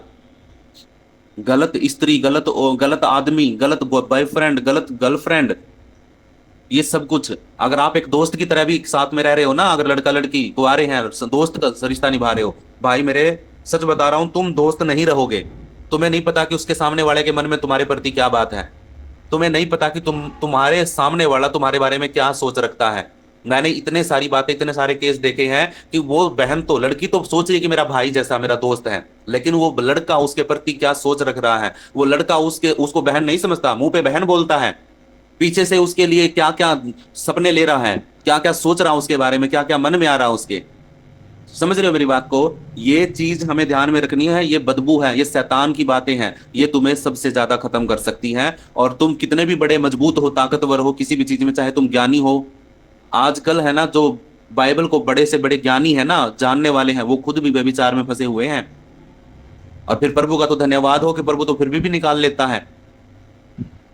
कोई नहीं बचा इससे। अरे राजा दाऊद नहीं बचा, सुलेमान नहीं बचा, इतने बड़े बड़े राजे नहीं बचे, तो हम कैसे इनका सामना कर सकते हैं बताओ? नहीं कर सकते। तो भागना है। क्या करना है? हाँ, वहां से मुड़ जाना है, वहां से गर्दन नीची करो, निकलो उधर से। गर्दन ऊंची करके उसके सामने खड़े रहोगे तो वो तुम्हारी गर्दन ही कटवा देगा। इसीलिए वहां से भागो, भागना जरूरी है। नहीं भागोगे तो मारे जाओगे वहीं पर। ये ऐसा सिस्टम है। इसीलिए अब है मेरे पुत्रों, मेरी सुनो और मेरी बातों से मुंह न मोड़ो। ऐसी स्त्री से दूर ही रह और उसकी डेवड़ी के पास भी ना जाना। डेवड़ी क्या होती है? डेवड़ी होती है दहलीज। एक कमरा होता है, घर होता है, तो उसकी दहलीज होती है ना, उसको डेवड़ी बोला जाता है। तो वो डेवड़ी के पास भी मत जा, उसकी दहलीज के सामने भी मत जा, उसके घर के दरवाजे के पास से भी मत निकल, क्योंकि वो ऐसी स्मेल मारती है, ऐसी बदबू होती है उस चीज के अंदर कि उसके पास से भी तुम निकलोगे ना तो तुम्हारे शरीर पे बदबू आ जाएगी। ऐसे बुराई और बुरे लोगों से, बुरी सोच वालों से तो हमें भागना है, बचना है। कह देते ना कि बुरे मानस से, बुरे आदमी से तो बच के चलना चाहिए। तो वो वही बुरा है, क्योंकि वो हमारे मुंह पे तो हमारी मीठी मीठी बातें करेगा, लेकिन वो हमारे बारे में कुछ भी नहीं चाहता। वो हमें अच्छाई, हमारे बारे में कुछ नहीं चाहता। वो सिर्फ हमें गिराना चाहता है, फंसाना चाहता है, और कुछ नहीं। ऐसी स्त्री से दूर ही रह और उसकी डेवड़ी के पास भी न जाना, कहीं ऐसा ना हो कि तू अपना यश औरों के हाथ और अपना जीवन क्रूर जन के वश में कर दे। जब तू किसी डेवड़ी के पास जाएगा, अगर तू किसी ऐसे औरत के चंगुल में फंस जाएगा, या फिर किसी ऐसे मर्द के चंगुल में कोई औरत फंस जाएगी, तो वो सोच के देखो कि वो क्या होगा। उसका यश क्या होता है? हमारे जीवन का जो हमारे शरीर की जो ताकत होती है, जान होती है। कहीं ऐसा ना हो कि तू अपना यश औरों के हाथ और अपना जीवन क्रूर जन के वश में कर दे। जीवन भी और यश भी, दोनों के दोनों शरीर की ताकत बोलते हैं। शरीर की ताकत भी और तुम्हारी आत्मिक जीवन भी, दोनों के दोनों उस क्रूर कौन होता है? जो मतलब खतरनाक होता है, जो कुछ नहीं दया करता, जिसके अंदर दया नहीं होती है। वो तो सिर्फ मारने। क्या लिखा बाइबल में? चोर सिर्फ किस लिए आता है? हाँ, अगर उसको पता लग जाए कि भाई ये गरीब घर, ये तो गरीब घर है, इस घर में क्या चोर है ना, अपने धन में से उस गरीब घर के अंदर धर के नहीं जाता कुछ भी। चोर आया है, चाहे गरीब का घर हो चाहे अमीर, चाहे उसको कपड़े लेके जाने पड़ो उसके, चाहे उसको खाली संदूक लेके जाना पड़ो, लेकिन भागेगा वो चोरी करने के, या तो चोरी करके जाएगा। अगर कोई शैतान या कोई गलत चीजें तुम्हारे सामने आई हैं तो वो तुम्हारा नाश करने के लिए ही आई है बस, और कुछ नहीं। ये मत सोचो कि वो मीठी मीठी बातें बोल रहा है, वो मेरे भले के बारे में सोच रहा, नहीं, कुछ भी भला नहीं सोच रहा। तुम्हारा भला सिर्फ तुम्हारे माँ बाप सोचेंगे, इसके अलावा कोई नहीं। या तुम्हारा टीचर या तुम्हारा अगुआ सोचेगा, बस, इसके अलावा कोई नहीं। जो तुम्हें भाई भाई बोलता है या तुम्हें बहन बहन बोलता है ना, वो भी कहीं ना कहीं लालच में तुमसे बात कर रहा है। ठीक, आदर सबका करो, है ना, लेकिन संभलना जरूरी है। अंधविश्वास किसी पे भी मत करो। विश्वास रखो कि भाई हाँ, अंधविश्वास तक मत जाने दो अपने आप को, कि भाई अंधा विश्वास मत करो किसी के ऊपर भी ये मेरा कुछ नहीं करेगा, सब कुछ ठीक चलेगा। नहीं, जो तुम्हारे मुंह पे अच्छी बातें बोल रहा है, तुम्हें नहीं पता कि तुम्हारे पीछे वो क्या गड्ढा खोद रहा है। तो इसलिए औरों के हाथ में तुम अपने प्राणों को दे देते हो। अगर तुम किसी के ऐसे चंगुल में फंस जाते हो तो, वो चाहे बॉयफ्रेंड हो, चाहे वो गर्लफ्रेंड हो, चाहे वो किसी पराई स्त्री हो या पराया मर्द हो, या फिर गवारा लड़का हो, उसको भी बहुत सी चीजें दिखाई दे जाती हैं। 10 वचन में लिखा, या पराये तेरी कमाई अपना पेट भरे, या फिर कोई पराया व्यक्ति तेरी कमाई से अपना पेट भरे। आपको पता है आजकल अगर कोई अफेयर चल रहा है ना किसी का, कितनी बहनें मुझे फोन करती हैं कि उनका पति किसी दूसरी औरत के साथ है और सारी कमाई उसको दे रहा है। मेरे तो बच्चे भी भूखे मर रहे हैं और मैं भी, मेरे को कुछ भी नहीं दे रहा है। कितनी बहनें मुझे फोन करती हैं, कितनी बहनों की गवाही है मेरे पास कि उनके पति किसी दूसरी औरत के चंगुल में फंस गए उसकी मीठी मीठी बातों में और उसकी चिकनी चुपड़ी बातों में आ गए हैं, उसको सबसे प्यारी वही लग रही हूं, लेकिन उसको नहीं पता कि आने वाले समय में उसके शरीर के अंदर एक भयानक बीमारी आएगी। उस व्यक्ति के शरीर के अंदर भयानक बीमारी आएगी और वो रोएगा और बिलखेगा और अपनी पत्नी के पास आकर के घुटनों पे आकर के माफी मांगेगा। ये याद रखना, अगर कोई औरत अपने पति को छोड़ करके किसी दूसरे पति के साथ, किसी दूसरे आदमी के साथ व्यभिचार में, अफेयर में चल रही है, याद रखना वो आदमी तेरी भलाई के लिए नहीं है। मैंने देखा है कि मेरे पास बहुत सारी औरतें आती थी, भाई उसके नंबर पे पैसे भेज दो, उसके नंबर पे पैसे भेज दो। क्यों? वो कोई उसका रिश्तेदार या कोई अपना नहीं था, वो तीसरा बंदा था जो उसके जिसके साथ वो अफेयर में थी। वो अपनी कमाई, अपने पति की कमाई किसको भेज रही थी? उस तीसरे बंदे को। और वो बंदा सिर्फ और सिर्फ उससे इसलिए मीठी मीठी बातें कर रहा था कि उसकी कमाई खा सके। ये वही तो बोल रहा है, ये तेरे पराए तेरी कमाई से अपना पेट ना भरे। मतलब तेरी कमाई तेरे बच्चों के लिए है, तेरी पत्नी के लिए है। चाहे पत्नी हो तो तुम्हारे पति के लिए है, ना कि किसी पराये के लिए। तेरी कमाई कोई तुझे जान से मारने की प्लानिंग बना रहा है और तेरी कमाई को भी खा रहा है, और घुड़ के समान तुम्हारे जीवन में लग जाएगा। और परदेसी मनुष्य तेरे परिश्रम का फल अपने घर में रखे। कितने सारे ऐसे आदमी हैं जिन्होंने अपनी पत्नी को तो आज तक एक सूट नहीं दिलवाया, लेकिन दूसरी औरत के लिए उसने सोने के कंगन, सोने का बाली, सोने का मंगलसूत्र, पता नहीं क्या क्या बनवा दिया। अपनी पत्नी को आज तक उसने कुछ नहीं दिया, अपने बच्चों के लिए कुछ नहीं किया, लेकिन दूसरों के लिए उसने इतना कर दिया कि भाई वो दूसरे लोग है ना, मीठी मीठी बातें करके दूसरे की औरत अपने बच्चों को भी ये बोलेगी कि भाई हाँ इसको पापा बोल, ये तुम्हारे पापा है, यही तुम्हारे पिता है ना। मीठी मीठी बातें एहसान दिखा करके कि हाँ ये एहसान कर रहा हमारे ऊपर, कभी नहीं भूलेंगे। मीठी मीठी बातों के द्वारा तुम्हें फंसा के रखेंगे। और वो व्यक्ति हो या वो औरत हो, उसके मन में पता क्या आएगा? भाई यार ठीक है, किसी का तो भला कर रहा हूं, लेकिन तू भला नहीं कर रहा है, वो भलाई नहीं है। तू उसके साथ व्यभिचार में है, गंदी चीजों में है, उसके साथ किसी लालच में तू उसके साथ कर रहा है, तू भी भलाई में नहीं है। ये मत सोचना कि भाई कोई गलत काम करके और उसका फायदा कर देगा या फिर उसके लिए कुछ भला कर देगा तो वो भलाई में गिरा जाएगा। बिल्कुल नहीं, वो भलाई नहीं है। वो तू लालच में कर रहा है सब कुछ, उसके जीवन में जो भी तू दे रहा है। और तू अपने अंतिम समय में जब तेरे शरीर का बल खत्म हो जाएगा तब कराह कर तू यह कहेगा, मैंने शिक्षा से कैसा बैर रखा और डांटने वाले का कैसा तिरस्कार किया। समय है, अभी मैं डांट रहा हूं वचन के साथ। अगर कोई बहन या कोई भाई मेरी आवाज को सुन रहा है या कोई बच्चा मेरी आवाज को सुन रहा है, आज सुन लो इस डांट को, और सुन लोगे तो बाद में पछताने से अच्छा है। लिखा है ना, और तू अपने अंतिम समय में क्या हो जाएगा? जब तेरा अंतिम समय आएगा और जब तेरा बल, शरीर का जो ताकत है वो खत्म हो जाएगी, तब तू कराहेगा। कराहने का मतलब क्या था? दुख में रोएगा, आहें भरेगा, हे उठा ले, ये कैसे हो गया मुझे, मैं तो मर गया, ऐसे करके कराहना कहराएगा। और कहेगा, क्या कहेगा? भाई मैंने शिक्षा से कैसा बैर रखा। भाई जब किसी ने मुझे शिक्षा दी, जब मुझे किसी ने बाइबल में से सिखाया, जब मुझे वचन दिखाया कि परमेश्वर क्या कहता है, और जब मुझे डांटा उसने कि वचन के द्वारा तू नहीं कर, लेकिन मैंने उससे बैर किया, मैंने उससे बैर किया। लेकिन आज मैं समझ रहा हूं कि मेरे जीवन में मैंने कितना बड़ा गलत फायदा उठाया, गलत कदम उठाया।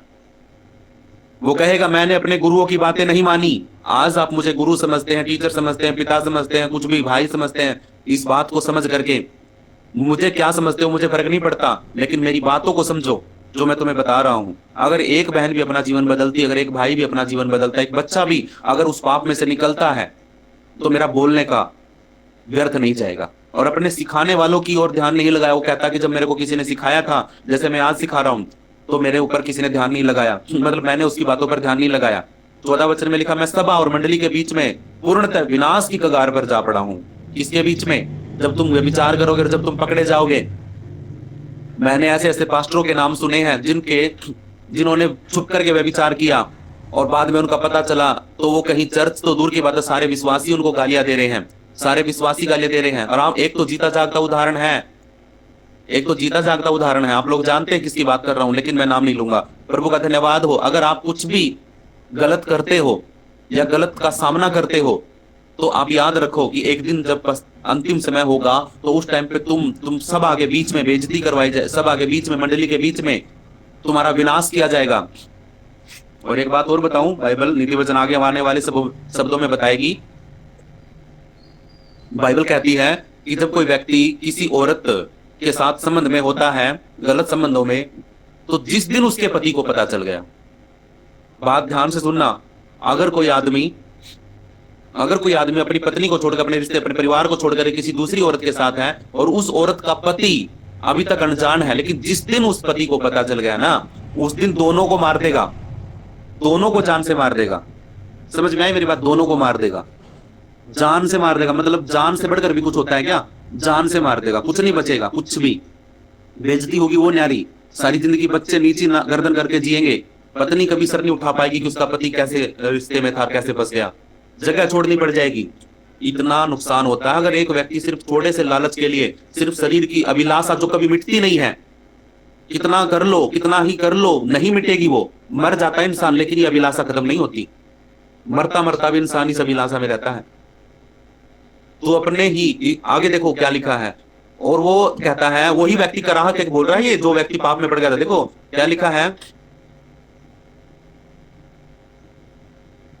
ऐसी 8 वचन में देखो, ऐसी स्त्री से दूर ही रह और उसकी डेवड़ी के पास भी न जाना। ये शिक्षा दे रहा है, कहीं ऐसा ना हो कि तू अपना यश औरों के हाथ और अपना जीवन क्रूर जन के वश में कर दे, या पराये तेरी कमाई से अपना पेट भरने और परदेसी मनुष्य तेरे परिश्रम का फल अपने घर में रखे, और तू अपने अंतिम समय में, कौन? तू जो सब कुछ दूसरों के हवाले कर चुका है, जो तू पाप में पड़ चुका, तू अंतिम समय में क्या करेगा? जब तेरा शरीर नाश हो जाएगा, तब तू खत्म हो जाएगा, तू रो करके बोलेगा। क्या बोलेगा? वो व्यक्ति की बात सुनो अब, वो क्या बोलेगा।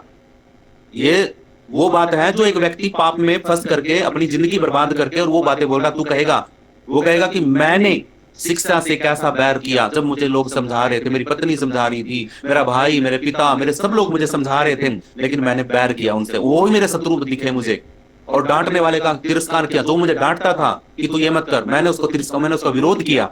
मैंने अपने गुरुओं की बातें नहीं मानी, जो मेरे गुरु थे, दादा परदादा बड़े टीचर थे, उनकी बातें नहीं मैंने मानी, और अपने सिखाने वाले की ओर ध्यान में लगाया। भाई जब मेरे को सिखा रहा था कोई ये बातें, तो मैंने उसकी ध्यान से नहीं सुनी। कभी बाथरूम के बहाने, कभी पानी के बहाने इधर उधर निकल गया।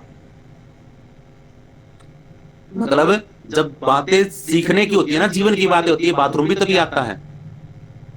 कभी देख लेना जिंदगी में, जब कोई बात तुम्हारे जीवन के लिए होगी ना, तभी बाथरूम आएगा आपको, और तभी आपका फोन आएगा, तभी आपको डिस्टरबेंस होगी कुछ ना कुछ।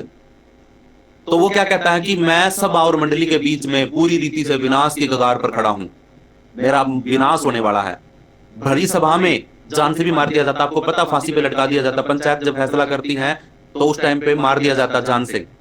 15 वचन में लिखा, तू अपने ही कुंड से पानी और अपने ही कुएं के सोते का जल पिया कर। भाई परमेश्वर ने तुझे जो पत्नी दी है, परमेश्वर ने तुझे जो पति दिया है, उसी से अपना जीवन, अपनी संतुष्टि कर। और जो बच्चे हैं वो याद रखे कि मेरा प्रभु मेरे लिए अपने समय पर सब कुछ पूरा करेगा। जितने बच्चे हैं, जिनके जो कवारे हैं, जिनके मन में अभिलाषा आ रही है, जो अभी अपने उस समय में है, शरीर की अभिलाषा आ रही है, उस टाइम पे एक बात बोलो बस जिंदगी में, अगर तुम्हें सुरक्षित रहना है तो बस यही बात कि मेरा प्रभु मेरे लिए अपने समय पर सब कुछ पूरा करेगा। लिखा है, तू अपने ही कुंड से पानी पी और अपने ही कुएं के सोते का जल पिया कर। क्या तेरे सोते का पानी सड़क में और तेरे जल की धारा चौकों में बह जाने पाए? जब तू गलत करता है ना, दूसरे की तरफ भागता, कहते ना कि अपनी थाली में तो घी थोड़ा दिखता है, दूसरे की थाली में ज्यादा दिखता है, तो वो घी के लालच में जब तुम जाओगे ना, और जब वो तुम्हारी नसों को ब्लॉक करेगा, फिर देखना तुम्हारे घी से भी जाओगे तुम। वो जो तुम्हारा था उससे भी तुम व्यर्थ, वो भी तुम्हारा व्यर्थ जाएगा। इसीलिए तू अपने ही कुंड से पानी और अपने ही कुएं के सोते से जल पिया करना। और क्या तेरे सोते का पानी सड़क में और तेरे जल की धारा चौकों में बह जाए? ये एक पति पत्नी के रिश्ते की बात है।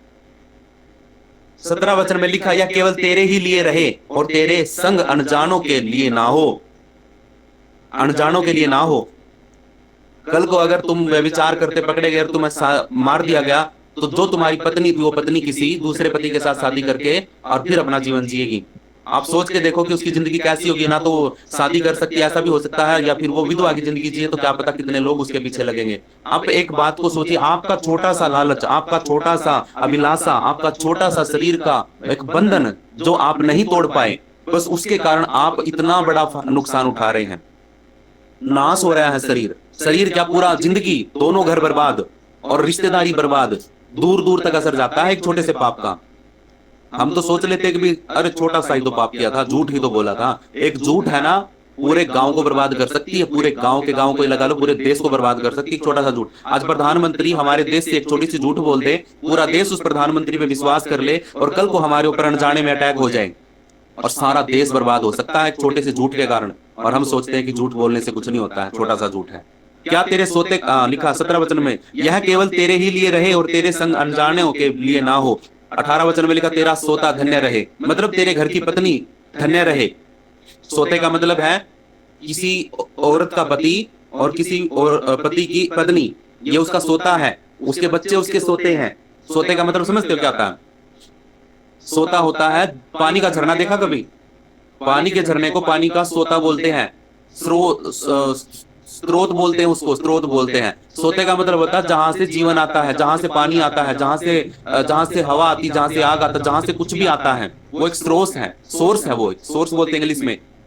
तो तेरा सोता धन्य रहे, तेरा झरना, तेरा पत्नी धन्य रहे, तेरा परिवार में तेरा पति धन्य रहे, तेरे बच्चे धन्य रहे, क्योंकि तू अपने पत्नी और अपने पति और अपने बच्चों के लिए विश्वास योग्य है।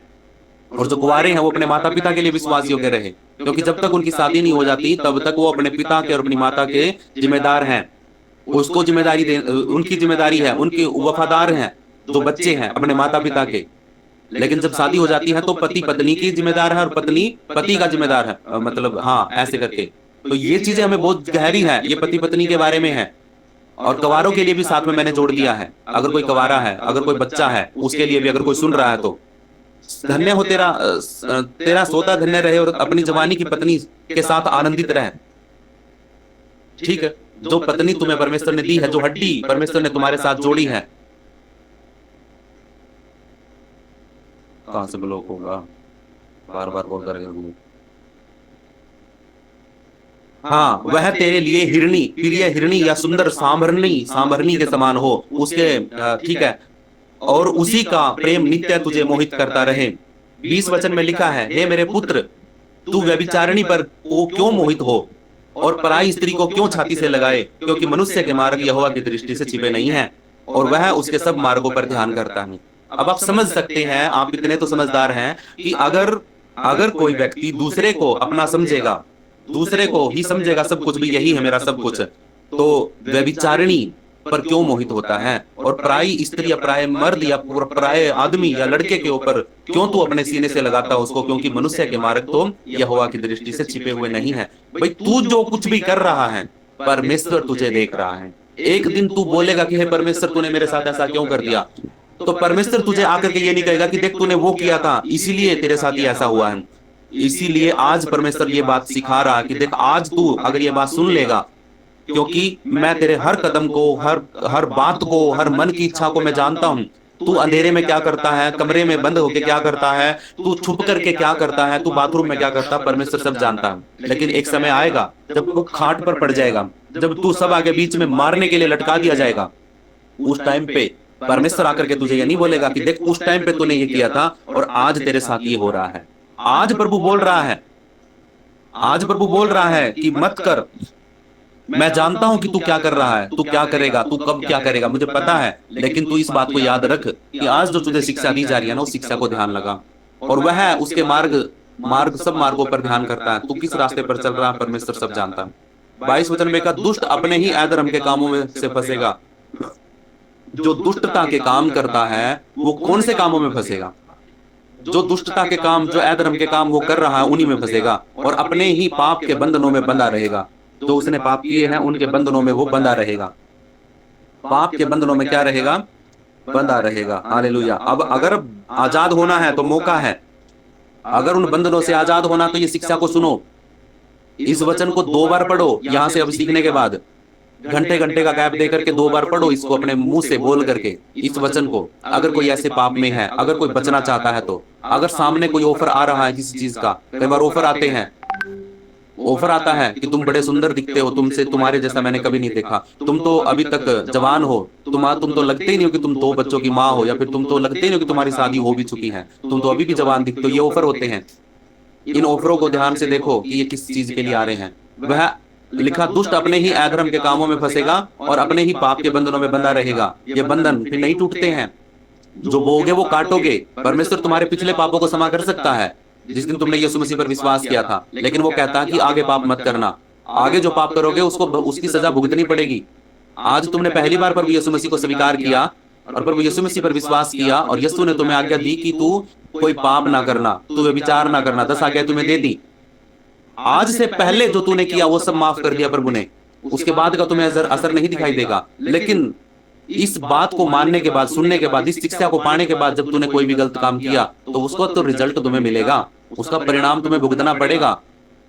वो ही तो बोल रहा है कि आज तो तू लुभा गया है, लुभ मतलब लालच में आकर के ये तूने कदम उठा लिया, लेकिन आने वाले समय में जब तू लटका दिया जाएगा तुझे मारने के लिए, तो उस टाइम पे तुझे याद आएगा कि मैंने वो उस दिन अगर मैंने शिक्षा मान ली होती, अगर उस दिन वाली बात मैंने सुन ली होती, उस दिन मैं बाथरूम के बहाने या पानी पीने के बहाने उस जगह को छोड़ करके नहीं जाता, तो आज मेरे जिंदगी में मैं यहाँ पे लटका हुआ नहीं होता। 23 में लिखा हुआ है अनुशासन का पालन न करने के कारण मर जाएगा। किसका पालन? अनुशासन का, क्योंकि बाइबल हमें ये अनुशासन सिखा रही है। ये नीति वचन जो हम पढ़ रहे हैं ये हमारे लिए अनुशासन है। अगर अनुशासन का पालन नहीं करेंगे, नीति वचन, नीति का मतलब ही होता है नियम और कानून। ये अनुशासन के अंदर क्या होता है? नियम और कानून होते हैं। अनुशासित, डिसाइपल डिसिप्लिन से आता है। अनुशासन का मतलब होता है डिसिप्लिन, और डिसिप्लिन रखने वाला डिसाइपल होता है। जो डिसिप्लिन में चलता है वो डिसाइपल होता है, वो चेला होता है। जिसकी शिक्षा में चल रहा है, उसकी शिक्षाओं को मानने वाला, उस पर चलने वाला, वो उसका चेला होता है। वह अनुशासन का पालन ना करने के कारण मर जाएगा। क्या हो जाएगा? आज अगर कानून को तोड़ के देख लो आप, आपके लिए कानून फांसी का फंदा तैयार कर देगा। आज किसी का मर्डर करके देख लो आप कानून तोड़ के देख लो, आप नियम को तोड़ के देख लो, आपके लिए कानून का फंदा, फांसी का फंदा तैयार कर रहा है। और अपने ही मूर्खता के कारण भटकता रहेगा। कोई दूसरा मूर्ख नहीं है, मूर्ख तुम हो जो तुम उस जाल में फंसे और आज तुम लटके पड़े हो। ये भटकता रहने का काम है, जिंदगी भर भटकता रहेगा। इसलिए हमेशा याद रखो, अभी मुझे बहुत डिस्टर्ब किया जा रहा फोन वालों के द्वारा। नंबर ब्लॉक करने के बाद भी कॉल आ रही है, बार बार काटो, बार बार डिस्टर्ब हो, बार बार वचन दूर हो जाता है। लेकिन मैं प्रभु का धन्यवाद करता हूँ, ये वचन आपके हृदय के अंदर लिखा गया है और आप इसको जिंदगी भर याद रखेंगे। और अगर रिकॉर्डिंग हो गया होगा तो यूट्यूब चैनल पर भी डालूंगा, फिर से कभी सुन लेना या किसी को शेयर कर देना। प्रभु आपको आशीष करे, ब्लेस करे, सारी महिमा प्रभु को मिले। आंखों को बंद कर लीजिए, छोटा सा प्रार्थना करते हैं।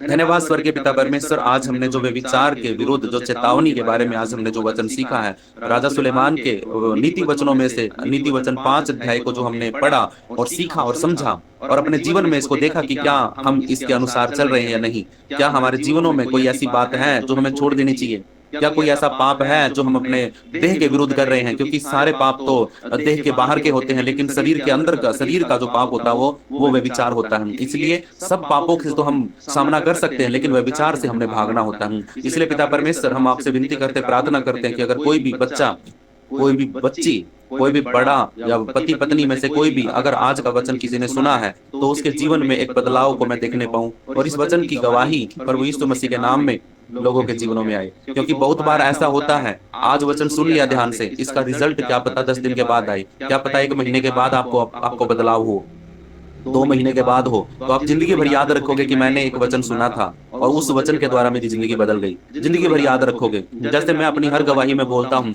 कि मैंने व्यभिचार किया, पाप किया, और जब मैंने पाप किया तो पाप में से मैंने प्रभु को बोला कि प्रभु क्या मैं इस दलदल में से निकल सकता हूँ? तो प्रभु ने मुझे किसी प्रभु के दास की वीडियो लाइव में मैं उसके जुड़ गया, ऑटोमेटिक मेरे सामने आगे मैं जुड़ गया और जैसे ही वो सुना रहा था, बातें कर रहा था, वो बातें सारी मुझ पर लग रही थी और मैंने तुरंत जैसे उसने बोला मैंने वैसा किया, वैसे प्रार्थना किया और अपने सर पे हाथ रख करके की बात बोली कि हे प्रभु, हे पिता, आज से मुझे बदल दे। तो ऐसे ही जब मैं गवाही देता हूँ तो आप भी एक दिन गवाही दोगे कि किसी प्रभु के दास ने वचन सिखाया था, समझाया था और आज मैं मतलब बचा हूँ, पाप को छोड़ा है, बुराइयों से निकला हूँ। तो सिर्फ उस दिन परमेश्वर ने मेरे ऊपर दया किया। आज भी प्रभु यीशु मसीह आपके सामने खड़ा है। अगर आप किसी भी पाप से छोड़ नहीं पा रहे हो, किसी बुराई को नहीं छोड़ पा रहे हो, किसी गलत लत को, आदत को नहीं छोड़ पा रहे हो, तो आज ही प्रभु यीशु मसीह के सामने अपनी बातों को रखो और बोलो कि प्रभु मुझे हिम्मत और हौसला दे, मुझे बल दे, मुझे सामर्थ्य दे, ताकि मैं इस गंदी लत से आजाद हो सकूं। किसी को दारू पीने की लत है, किसी को गंदे काम करने की, गंदी वीडियो देखने की और आज्ञा तोड़ने की लत है, किसी को प्रभु परमेश्वर बीड़ी का लत है, किसी को तंबाकू खाने की लत है, किसी को दारू की, किसी को व्यभिचार करने की। ये सब लतें हैं जो शैतान ने गढ़ बना करके बैठा अंदर। तो इन झूठ बोलने की भी होती, चोरी करने की भी होती है। ये सारी चीजों में से आज प्रभु के सामने रख दीजिए, प्रभु बिल्कुल समीप है। अगर आपका दिल टूटा है आज के वचनों से, अगर आज की बातों से आपका मन टूटा है, तो टूटे हुए मन वाले के पास आप जानते हैं, बाइबल कहती है यीशु मसीह परमेश्वर उसके बिल्कुल करीब होता है। तो आज वो आपको हिम्मत और हौसला देने के लिए बिल्कुल आपके सामने खड़ा है। जैसे यीशु मसीह को गतसमनी के बाग में परमेश्वर के दूतों ने हिम्मत और हौसला दे दिया था, और फिर उसने खुद सैनिकों को बुला करके बोला था कि देखो तुम किसे ढूंढ रहे हो। उन्होंने बोला कि यीशु नासरी को। तो बोला भाई किधर भाग रहे हो, मैं हूँ सुना मुझे, मैं हूँ यहाँ पे, तुम कहाँ भाग रहे हो, इधर मैं ही तो हूँ यीशु नासरी। तो तुरंत वो हिम्मत और हौसला कहाँ से आया? कुछ देर पहले तो उसका पसीना खून भर के टपक रहा था, इतनी घबराहट इतनी टेंशन हो गई थी। लेकिन जैसे ही वो परमेश्वर पिता के पास गया और बोला कि हे पिता, जैसे इसमें मेरी नहीं बल्कि तेरी इच्छा पूरी हो, यदि तू चाहे तो ये कटोरा मेरे सामने से हटा सकता है, लेकिन मेरी नहीं बल्कि तेरी इच्छा पूरी हो। तो परमेश्वर ने बोला कि तुझे ये काम करना है, अब करना है। तो परमेश्वर ने उसको हिम्मत और हौसला देने के लिए दूतों को भेजा, और दूतों ने यीशु मसीह के साथ, और पता नहीं कौन कौन आए होंगे प्रभु यीशु मसीह के सामने उस टाइम पे। तो सब कुछ देखने के बाद शरीर के अंदर यीशु मसीह महसूस कर पाया कि हाँ मुझे अब हिम्मत और हौसला मिला है। तभी जाकर के तो उसने कोड़ों को भी सह लिया, और 39 के 39 कोड़े खा लिए उसने। क्यों खाए? वो जवान था, वो भी तुम्हारे जैसे बॉयफ्रेंड गर्लफ्रेंड बना करके किसी के साथ रिश्ते में चैटिंग कर सकता था, वो भी अपने कमरे में गलत काम कर सकता था, वो भी किसी रीति से शादी करके बच्चे पैदा कर सकता था, वो भी झूठ बोल सकता था, चोरी कर सकता। क्या जरूरत थी उसको? जब वो मनुष्य की तरह घबरा रहा था, जो मनुष्य की तरह डर लग रहा था, और फिर भी वो पिता के पास गया, उसने गलत फैसला नहीं किया। उसने अपने मन की रक्षा करी, उसने अपने विवेक की रक्षा की, और परमेश्वर के पास जाकर के परमेश्वर से हिम्मत और हौसला मांगा। तो परमेश्वर ने उसको दिया। तभी तो जाकर के उसने अपने आप को सूली पर चढ़ा दिया। किसकी हिम्मत है यीशु को चढ़ा देगा? तभी तो उसने खाए, मारे नहीं। किसी की हिम्मत नहीं कि कोई कोड़े मार देगा उसको। कोई ये नहीं कह सकता कि यीशु को सजा मिली। सजा पाई किसके लिए? हम सब के लिए। उसने जो कुछ भी किया उसने सहा है, उसने खुद अपनी मर्जी से। उसने कहा कि जब तक मेरे पिता की ओर से तुझे ऑर्डर ना मिले, अधिकार ना मिले, तब तक तू मुझे छू भी नहीं सकता। तो यही बात है। जो राज्यपाल था पिलातुस, उसके सामने बोल दिया था यीशु ने। तो मेरे प्रियो, आज अगर आप मेरी बातों को सुनते हैं, समझते हैं, तो आपकी जिंदगी में एक नया उद्धार और एक नई जीवन आपके जीवन में आ सकता हूँ। आज ही अपना मन बदलो, प्रभु तुम्हारे साथ में खड़ा बिल्कुल। आज ही अपनी आदतों से छुटकारा पाओ यीशु मसीह के नाम से। वो तुझे हिम्मत देगा, बल देगा, और तुम हाँ सामना करोगे चीजों का। मैं भी मनुष्य हूं, मैं भी बहक जाता हूं, लेकिन प्रभु हिम्मत देता, हौसला देता है। सीधे प्रभु के पास आओ, हर वक्त वो आपके सामने खड़ा है यीशु मसीह के नाम में। हम प्रार्थना विश्वास के साथ धन्यवाद करते हुए मांग लेते हैं। आमीन, आमीन, आमीन।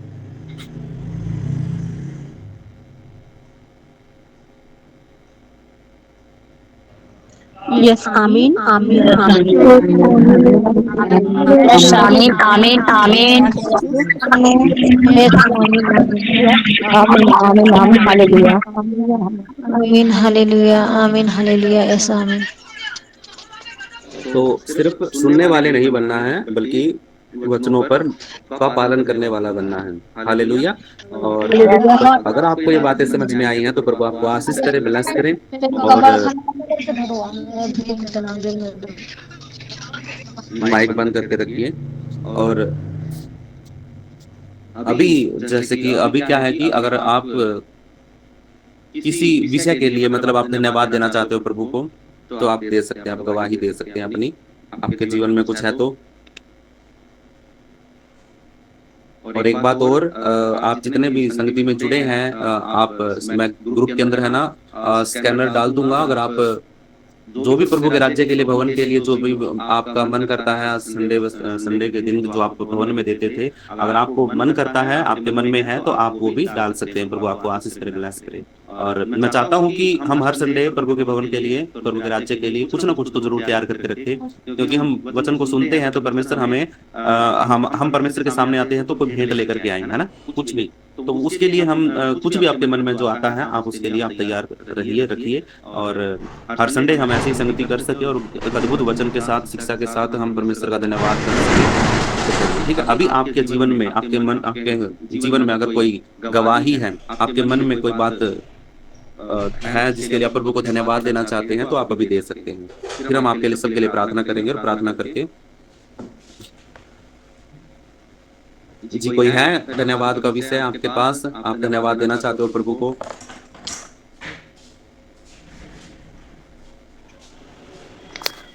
जय मसीह की भाई बहनों को जय मसीह की। धन्यवाद। प्रभु ने सुबह से संभाल कर रखा, सारी मनोकामना पूरी की। प्रभु का धन्यवाद। आपके वचन सुने, चर्च में भी वचन सुने, मन बहुत आनंदित हुआ। प्रभु का धन्यवाद। यही नहीं सबको आमीन। बिल्कुल, प्रभु का धन्यवाद हो, सारी महिमा प्रभु को मिले। और भी धन्यवाद देना चाहता प्रभु को। जैम सिटी भैया जैसे कि हमारे गांव में पानी बाढ़ आ गया तो हम नहीं जा पाए थे आज अपना भवन में, उदास थे कि आज मन नहीं लग रहा था, क्या करें। तो भैया आपका आज वचन सुनने का मिला, मन हर्षित और आनंदित हुआ। मैं अब लगा कि प्रभु मेरे साथ में है, अच्छा लगा भैया। आपको बहुत बहुत धन्यवाद, प्रभु बहुत बहुत महिमा हो। प्रभु का धन्यवाद। जय मसीह। जय मसीह की। प्रभु को महिमा मिले सारी। और वही है जो हमारे लिए रास्ते खोलता है। संसार में रास्ते बंद हो जाते हैं, लेकिन परमेश्वर के लिए कोई भी रास्ता बंद नहीं होता, वो खोल देता है। एक बंद होता है तो दूसरा खोल देता, दूसरा बंद होता है तीसरा खोल देता है ना। धन्यवाद हो प्रभु का। और धन्यवाद प्रभु परमेश्वर का। जय यीशु मसीह की। पास्टर जी, हमें संभाल के प्रभु ने रखा और हमने प्रभु की वचन सुना और हम सबको, हमारे परिवार को संभाल के रखा है। इसके लिए प्रभु को बहुत बहुत धन्यवाद। धन्यवाद हो प्रभु का। एक सुंदर समय के लिए धन्यवाद हो प्रभु का। बिल्कुल बिल्कुल प्रभु का धन्यवाद। बचा के रखा है प्रभु ने। शैतान है ना, शैतान है ना, देखो हमें रोकने की पूरी कोशिश करता है। 10:30 बजे का समय था, कोई एकदम से आके बैठ गया और बोला कि आज मैं 5 बजे तक यहीं पे रहूंगा। अब मैं मतलब चिंता में हो गया कि भाई मुझे कुछ तो करना है, मैंने संगति तो करनी है मुझे। तो मैंने वेट किया कि ये जाएगा जाएगा जाएगा, लेकिन वो गया नहीं। तो प्रभु ने मुझे हिम्मत और हौसला दिया, बोला कि तू मैसेज डाल, वरना तो मेरे मन में एक आ गया था कि आज संडे को नहीं करेंगे। लेकिन प्रभु का धन्यवाद हो कि मैंने मेरे मन में डाला, मैंने मैसेज डाल दिया। मैसेज डाल दिया तो मुझे 11 बजे का मैसेज डाला मैंने कि 11 बजे करते हैं तो आधे घंटे में सेटिंग कर लूंगा। तो मैंने उसको बोला कि आप बैठो, मैं आ रहा हूँ ऐसे करके बोला। तो 2-4 मिनट के लिए मैं दूर गया, अंदर आया था तो बाहर देखा तो वो जा चुका था। मैंने बोला प्रभु तेरा धन्यवाद। ये प्रभु की इच्छा थी और प्रभु की इच्छा पूरी हुई, क्योंकि वचन है ना, वचन अगर एक व्यक्ति भी सुनता है ना तो उसका जीवन बदलता है। तो ये समय, ये योजना सब कुछ परमेश्वर की होती है। ठीक है, अभी हम तो 25-26 लोग जुड़े थे, 25-26 में से किसी एक का मन में तो प्रभु ने वचन को डाला होगा अद्भुत रीति से, है ना। जी पास्टर भैया, आज के वचन में सब कुछ तो मैंने समझा, और इसमें जो आपने बताया कि झूठ नहीं बोलना चाहिए। मैं मतलब कोई बड़ा झूठ तो नहीं बोलती थी, लेकिन क्लास में मतलब कुछ टीचर्स है ना, तो उसमें बचने के लिए, मार खाने के लिए हम लोग छोटे छोटे झूठ बोलते थे, और टीचर्स विश्वास भी कर लेते थे, क्योंकि क्योंकि वो लोग हम पे बहुत भरोसा करते हैं, इसलिए हम लोग उनके भरोसे का फायदा उठाते थे और झूठ बोल देते थे कि हाँ ये काम था इसीलिए नहीं कर पाए। अब मतलब परमेश्वर ने मन में डाला कि मार खा लेना, लेकिन आज के बाद कभी झूठ मत बोलना। हाँ, वेरी गुड। देखो एक बात और बताऊं, देखो झूठ बोलने से आपको लगता है, हमें लगता है कि इंस्टेंट रिजल्ट हमें नहीं पता चलता है। शुरुआत में तो अच्छा लगता है भाई, चलो ओ हो भाई मैंने झूठ बोला था और मेरा काम चल गया, है ना। किसी ने कुछ नहीं पता लगा। लेकिन कल को आने वाले समय में जब किसी को उसको पता चलेगा ना, जो तुम पे दिल से भरोसा करता था, और उसको पता चलेगा कि तुमने झूठ बोला था मुझे, अरे मैंने तुम पर इतना भरोसा किया और तुमने मुझे झूठ बोला, उसका दिल कितना दुखेगा। एक छोटी सी झूठ के कारण तुम तो एक छोटी सी मार से बच गई बहन है ना। ऐसे करके बहुत सारे लोग हैं, हम भी करते, कई बार हमसे भी हो जाती है झूठ बोलना। मतलब सिर्फ दूसरों के लिए नहीं है, मेरे लिए भी है। हमें भी इस चीज़ को कंट्रोल करना है। देखो हम बिल्कुल तो नहीं कर सकते, बिल्कुल मना तो नहीं कर सकते, हट तो नहीं सकते। ये चीज़ हमारे खून में आ गई है, झूठ बोलना, छोटी छोटी बातों में खून बोलना। मतलब झूठ बोल करके बच के निकल जाओ, लेकिन परमेश्वर के सामने क्या झूठ बोल करके बच के निकल जाएंगे? यहाँ तो मनुष्य से तो हम डरते हैं, इसलिए मनुष्य के सामने झूठ बोल करके निकल जाते हैं। लेकिन डर किसका होना चाहिए? परमेश्वर का। क्योंकि परमेश्वर के सामने तो तू झूठ बोलेगा ना, तो तेरे अंदर से पता लगा लेगा कि तू कितना झूठ बोल रहा है, सच बोल रहा है, उसको तो पता है।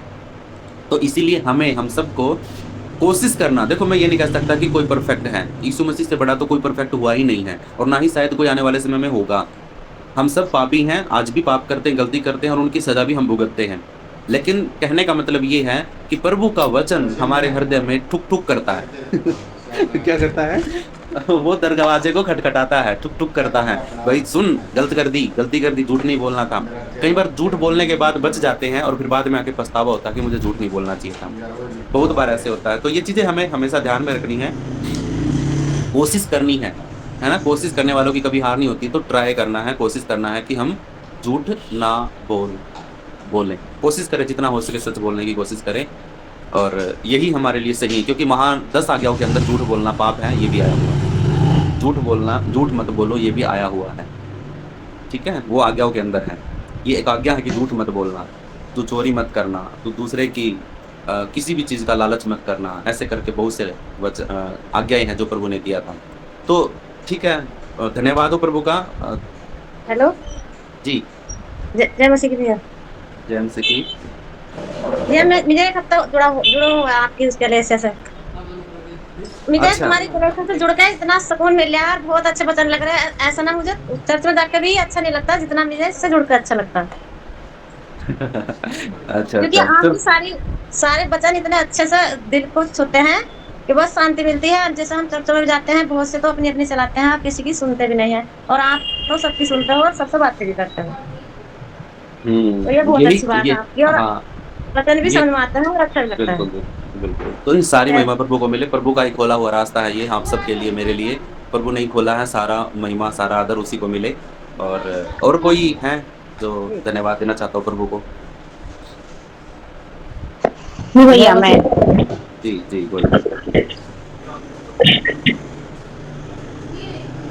बोलिए। जय मसीह की भैया। जय मसीह की। हाँ भैया, मैं आज के दिन के लिए प्रभु का बहुत बहुत धन्यवाद देती हूँ कि मैं हर बार संडे को सोचती थी जुड़ने के लिए, पर मैं जुड़ नहीं पाती क्योंकि अकेले घर में रहती हूँ, काम की वजह से मैं जुड़ नहीं पाती। पर आज मैं जुड़ पाई हूँ, वो भी आधे समय तक जब वचन चल रहा था तो। लेकिन इसके लिए प्रभु सर का बहुत बहुत धन्यवाद कि मैंने आज बहुत सारे अच्छे वचन को भी सुना प्रभु ने, और इस वचन की मुझे बहुत दिन से जरूरत भी थी, क्योंकि मुझे किसी व्यक्ति को इस चीज के लिए वो करना है, मतलब समझाना है मुझे। मैंने बहुत उस व्यक्ति को समझाया, लेकिन वो व्यक्ति जो है समझने को नहीं तैयार था। लेकिन आज प्रभु ने मुझे ये वचन दिया ताकि मैं इस रास्ते से, इस वचन के द्वारा उस व्यक्ति को मार्ग दिखा सकूं। इसके लिए परमेश्वर का बहुत बहुत धन्यवाद परमेश्वर का। और दूसरा ये कि मुझे जब से मैं इस चर्च में जुड़ी हूँ, तब से मेरे लाइफ में ये चीजें हुई है कि मुझे बहुत गुस्सा आता था, हर छोटी छोटी बातों पर गुस्सा आता था, क्योंकि सारी चीजें मुझे ही एडजस्ट करनी पड़ती, बाहर और घर में सब जगह। तो गुस्सा आता था, बच्चों के ऊपर भी, फैमिली के ऊपर, सबके ऊपर भी होता था। लेकिन ये चीजें अब धीरे धीरे मेरी लाइफ में कम हो रही है। और क्या होता है, कभी कभी होता है गुस्सा, तो अंदर से वो आत्मा मेरी बोलती नहीं नहीं ये ऐसा नहीं करना है, ये गलत है, ये परमेश्वर ने आपको ऐसा नहीं सिखाया है। तो इसके लिए पिता परमेश्वर का बहुत बहुत धन्यवाद कि पिता ने हमें सही मार्ग दिखाया, सही रास्ते दिखाए, और मैं सही रास्ते पे चल रही हूँ। इसके लिए परमेश्वर का बहुत बहुत धन्यवाद, पिता परमेश्वर का धन्यवाद। बिल्कुल प्रभु का धन्यवाद हो। और सच में परमेश्वर महान है, वो अपने लोगों का जीवन बदलता है। पास्टर भैया, हमने कैसा करता पास्टर भैया, हाँ बोलो। मेरे अंदर भी बहुत गुस्सा था। हम लोग स्कूल में मतलब एक ग्रुप में रहकर चलते थे ना, तो मतलब जितने भी अदर लोग थे उनके ऊपर बहुत गुस्सा दिखाते थे सब लोग। मतलब अपने नाम का एक डर मतलब लोगों के अंदर रखते थे, और कभी कभी कोई ज्यादा ऊंची आवाज में बात कर देता था तो मार भी खाता था वो। इतना ज्यादा मतलब हम लोगों के अंदर ईगो और बहुत कुछ, मतलब गुस्सा बहुत था। लेकिन जब से मैंने इस बाइबल को फॉलो किया तब से कम पड़ गया, और अपने दोस्तों को भी मैंने मतलब गुस्सा करने के लिए मतलब मना कर दिया। अब मतलब सारा ग्रुप प्रेम के साथ सबके साथ व्यवहार करता है, सारे टीचरों का आदर करता है। और हम लोग तो ऐसे थे ना कि टीचर हम मतलब टीचर की बातें हम नहीं बल्कि हमारी बातें टीचर को माननी पड़ती थी। हम लोग जब तक कहते, जब हमारा मन करेगा हम बोलते थे कि हाँ हम पढ़ेंगे, तभी वो पढ़ाते थे, नहीं तो उनकी हिम्मत नहीं थी कि वो हमारे क्लास में कुछ पढ़ा दें। लेकिन अब मतलब सच में परमेश्वर ने इतना हम पर अनुग्रह किया कि हमें प्रेम की भाषा सिखाई। बिल्कुल बिल्कुल प्रभु का धन्यवाद। ठीक है, सारी महिमा प्रभु को मिले। और किसी का कोई भैया, हाँ भैया क्या है, जो ये अभी मीटिंग हुई है इसका भैया जो है वीडियोस होगा, पहन डाला तो है, रिकॉर्डिंग पे डाल रखा है, स्क्रीन रिकॉर्डिंग उसका देखते हैं कि भी वो कंप्लीट हुई है या नहीं हुई है। ये मीटिंग खत्म होने के बाद उसको वो करेंगे एडिट, फिर उसको ठीक है, डालूंगा क्योंकि मैं। हाँ क्योंकि मैं सोचती वो वीडियो अगर रहेगी तो मैं उसको भेज सकती हूँ। हाँ मैं यूट्यूब पे डालूंगा उसको, स्क्रीन से शेयर, ग्रुप के अंदर शेयर कर दूंगा। ठीक है जी जी भैया, ठीक है भैया, ठीक भैया, धन्यवाद प्रभु का, आपका भी भैया। जरूर प्रभु का धन्यवाद। जय मसीह भैया। जय मसीह की। हम जय मसीह भैया, हम झूठ बोलते हैं तो परमेश्वर का भय आता है अंदर, कि झूठ बोलेंगे तो परमेश्वर तो देखता है। तो उसके लिए हम लोग परमेश्वर से क्षमा मांगते हैं, पिता हम झूठ बोले हैं, उसके लिए हमें क्षमा करिए, ये बोल देते हैं हम।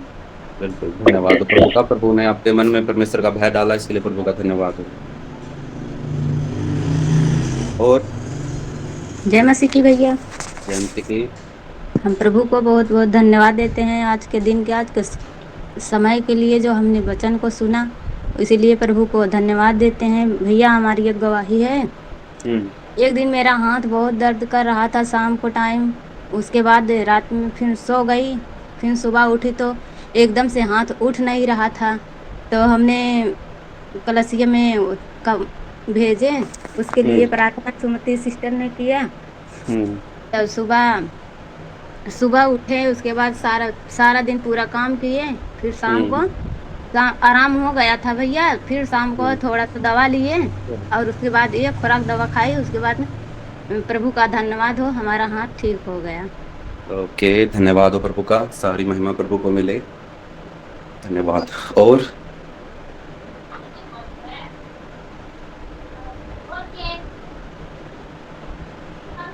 ठीक है, तो चलिए प्रार्थना करते हैं। प्रभु का धन्यवाद हो सारी बातों के लिए, आज के दिन के लिए, विश्राम दिन के लिए। और आंखों को बंद कर लीजिए, हम सब प्रार्थना करते हैं मिलकर।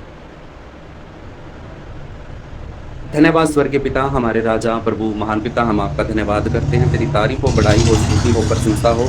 राजाओं के राजा, प्रभुओं के प्रभु, महान पिता परमेश्वर, तू धन्य है, तेरा नाम धन्य है। तू दया कर, अनुग्रह कर, तेरी सच्ची शांति के लिए प्रभु जी धन्यवाद। और अनुग्रहकारी राजा, आप दयालु, अनुग्रहकारी, हमें आपका दिल से धन्यवाद करता हूँ। सच में प्रभु परमेश्वर आप महान हैं। आपने हमें ये समय दिया, ये मौका दिया प्रभु जी, ये अवसर दिया कि प्रभु जी, वैसे तो शैतान ने पूरा दिक्कत दिया था, अड़चन लगा दी थी कि आज संगति ना कर पाए, लेकिन फिर भी प्रभु आपने अपना दया किया, अनुग्रह किया और हमें फिर से संगति के अंदर जोड़ा। आज विश्राम दिन में हम एक मन होकर के जुड़ पाए, वचन को सीख पाए, आराधना किया और प्रभु जी आपके नाम को धन्यवाद दिया। इसके लिए प्रभु जी हम दिल से शुक्रगुजार हैं आपके कि आप हमारे को समझते हैं, हमारे हालातों को समझते हैं। प्रभु जी आपका धन्यवाद। और जो वचन से हमने सीखा प्रभु जी, प्लीज़ वो हमारे हृदय की पट्टियों पर लिखा जाए, ताकि प्रभु जी हमें हमेशा याद रहे। कोई भी गड्ढा हमें दिखे तो हमें याद आ जाए कि इसमें पैर नहीं रखना है। कभी भी हमें लगे कि यहाँ पे आग लगी हुई है तो हम उसको छूने ना भागे, क्योंकि हमें पता है कि आग जलाएगी और खड्डे में हम गिर जाएंगे। तो इसीलिए प्रभु जी, जब भी कभी हमारे सामने ऐसी कोई सिचुएशन आती है तो हम उसका सामना कर सके और पाप का विरोध, व्यभिचार का के सामने से हम भागने वाले बन जाएं। जहाँ दिखे कि यहाँ पे ये व्यक्ति, ये औरत कुछ गलत सोच में है, गलत विचार में है, तुरंत वहाँ से निकलने का हम कोशिश करें और निकल जाएं। कोशिश ही नहीं बल्कि निकल जाएं, वहाँ से बिल्कुल भाग लें, पता ही नहीं चले कि भी हाँ कहाँ गए कहाँ नहीं गए। तो इसलिए प्रभु जी, आप अपने वचन के द्वारा हमें नया जीवन और अच्छा जीवन और समझदारी का जीवन जीने के लिए उत्साहित करिए। प्रभु आपका धन्यवाद। अगर इस कलीसिया में अभी कोई बीमार है तो प्रभु यीशु मसीह के कोड़े खाने से मैं घोषणा करता हूँ, भविष्यवाणी करता हूँ कि आपके ऊपर का बीमारी, दर्द, प्रॉब्लम, परेशानी और शरीर की हर एक दुर्बलता, कमजोरी सब यीशु के कोड़े खाने से तुम्हारे जीवन के अंदर से रद्द हो जाए, रद्द हो जाए, रद्द हो जाए यीशु मसीह के नाम से। मैं डांटता हूँ हर बीमारी को, छोड़ दो कलीसिया के हर एक भाई बहन को। मैं डांटता हूँ हर दुष्ट आत्मा को, यीशु के नाम से निकलो बाहर, शरीर को छोड़ो, परिवार को छोड़ो। और प्रभु हर एक नशे की आत्मा को डांटता हूँ, हर एक कर्ज की, लोन की आत्मा को डांटता हूँ। और प्रभु जी, इनके हाथों के कामों में बरकत के लिए भविष्यवाणी करता हूँ यीशु के नाम से कि प्रभु आप इनके हाथों के कामों में बहुत बहुत बहुत अधिक, मतलब अन्य जातियों से और लोगों से भी बढ़कर आप इनके हाथों के कामों में बरकत दोगे। क्योंकि प्रभु परमेश्वर, हम तो एक राजा के राजकुमार, हम ये घोषणा करते हैं कि राजा का राजकुमार कभी भी किसी चीज़ की घटी में नहीं रहेगा। तो प्रभु आपने अपने बच्चों पर दया करें, अनुग्रह करें और अपनी शांति इनके ऊपर डाले, और ताकि और लहू का बाड़ा और लहू की सुरक्षा इनके जीवनों में, इनके घरों में, इनके परिवारों में और इनके हर एक साधनों के ऊपर, और प्रभु जी बच्चों में, परिवारों में, सब जगह पर प्रभु तेरे लहू का बाड़ा में लगाता हूँ। धन्यवाद प्रभु जी, आपने प्रार्थना को सुन लिया है। प्रार्थना सुनने के लिए आपका धन्यवाद। और यीशु मसीह नासरी के नाम से प्रार्थना को मांग लेते हैं और प्रभु आपका धन्यवाद हो। सब मिलकर के प्रार्थना करेंगे। हे हमारे पिता, तू जो स्वर्ग में है, तेरा नाम पवित्र माना जाए, तेरा राज्य आए, तेरी इच्छा जैसे स्वर्ग में पूरी होती है वैसे धरती पर भी पूरी हो। हमारी दिन भर की रोटी प्रभु तू आज हमें दे। जिस प्रकार हमने अपने अपराधियों को क्षमा किया, वैसे तू भी हमारे अपराधों को क्षमा कर। हमें किसी भी परीक्षा में मत आने दे, बल्कि हर एक बुराई से बचा, क्योंकि राज्य, पराक्रम और महिमा सदा तेरी ही है। हम प्रार्थना यीशु के नाम में मांगते हैं। अब हमारे पिता परमेश्वर का प्रेम, प्रभु यीशु मसीह की दया और पवित्र आत्मा की सहभागिता अब से लेकर प्रभु यीशु मसीह के दूसरे आगमन तक हम सबके साथ होती रहे। प्रार्थना यीशु मसीह नासरी के नाम से मांग लेते हैं। आमीन, आमीन, आमीन। शालोम सभी को। जय मसीह की। God bless you.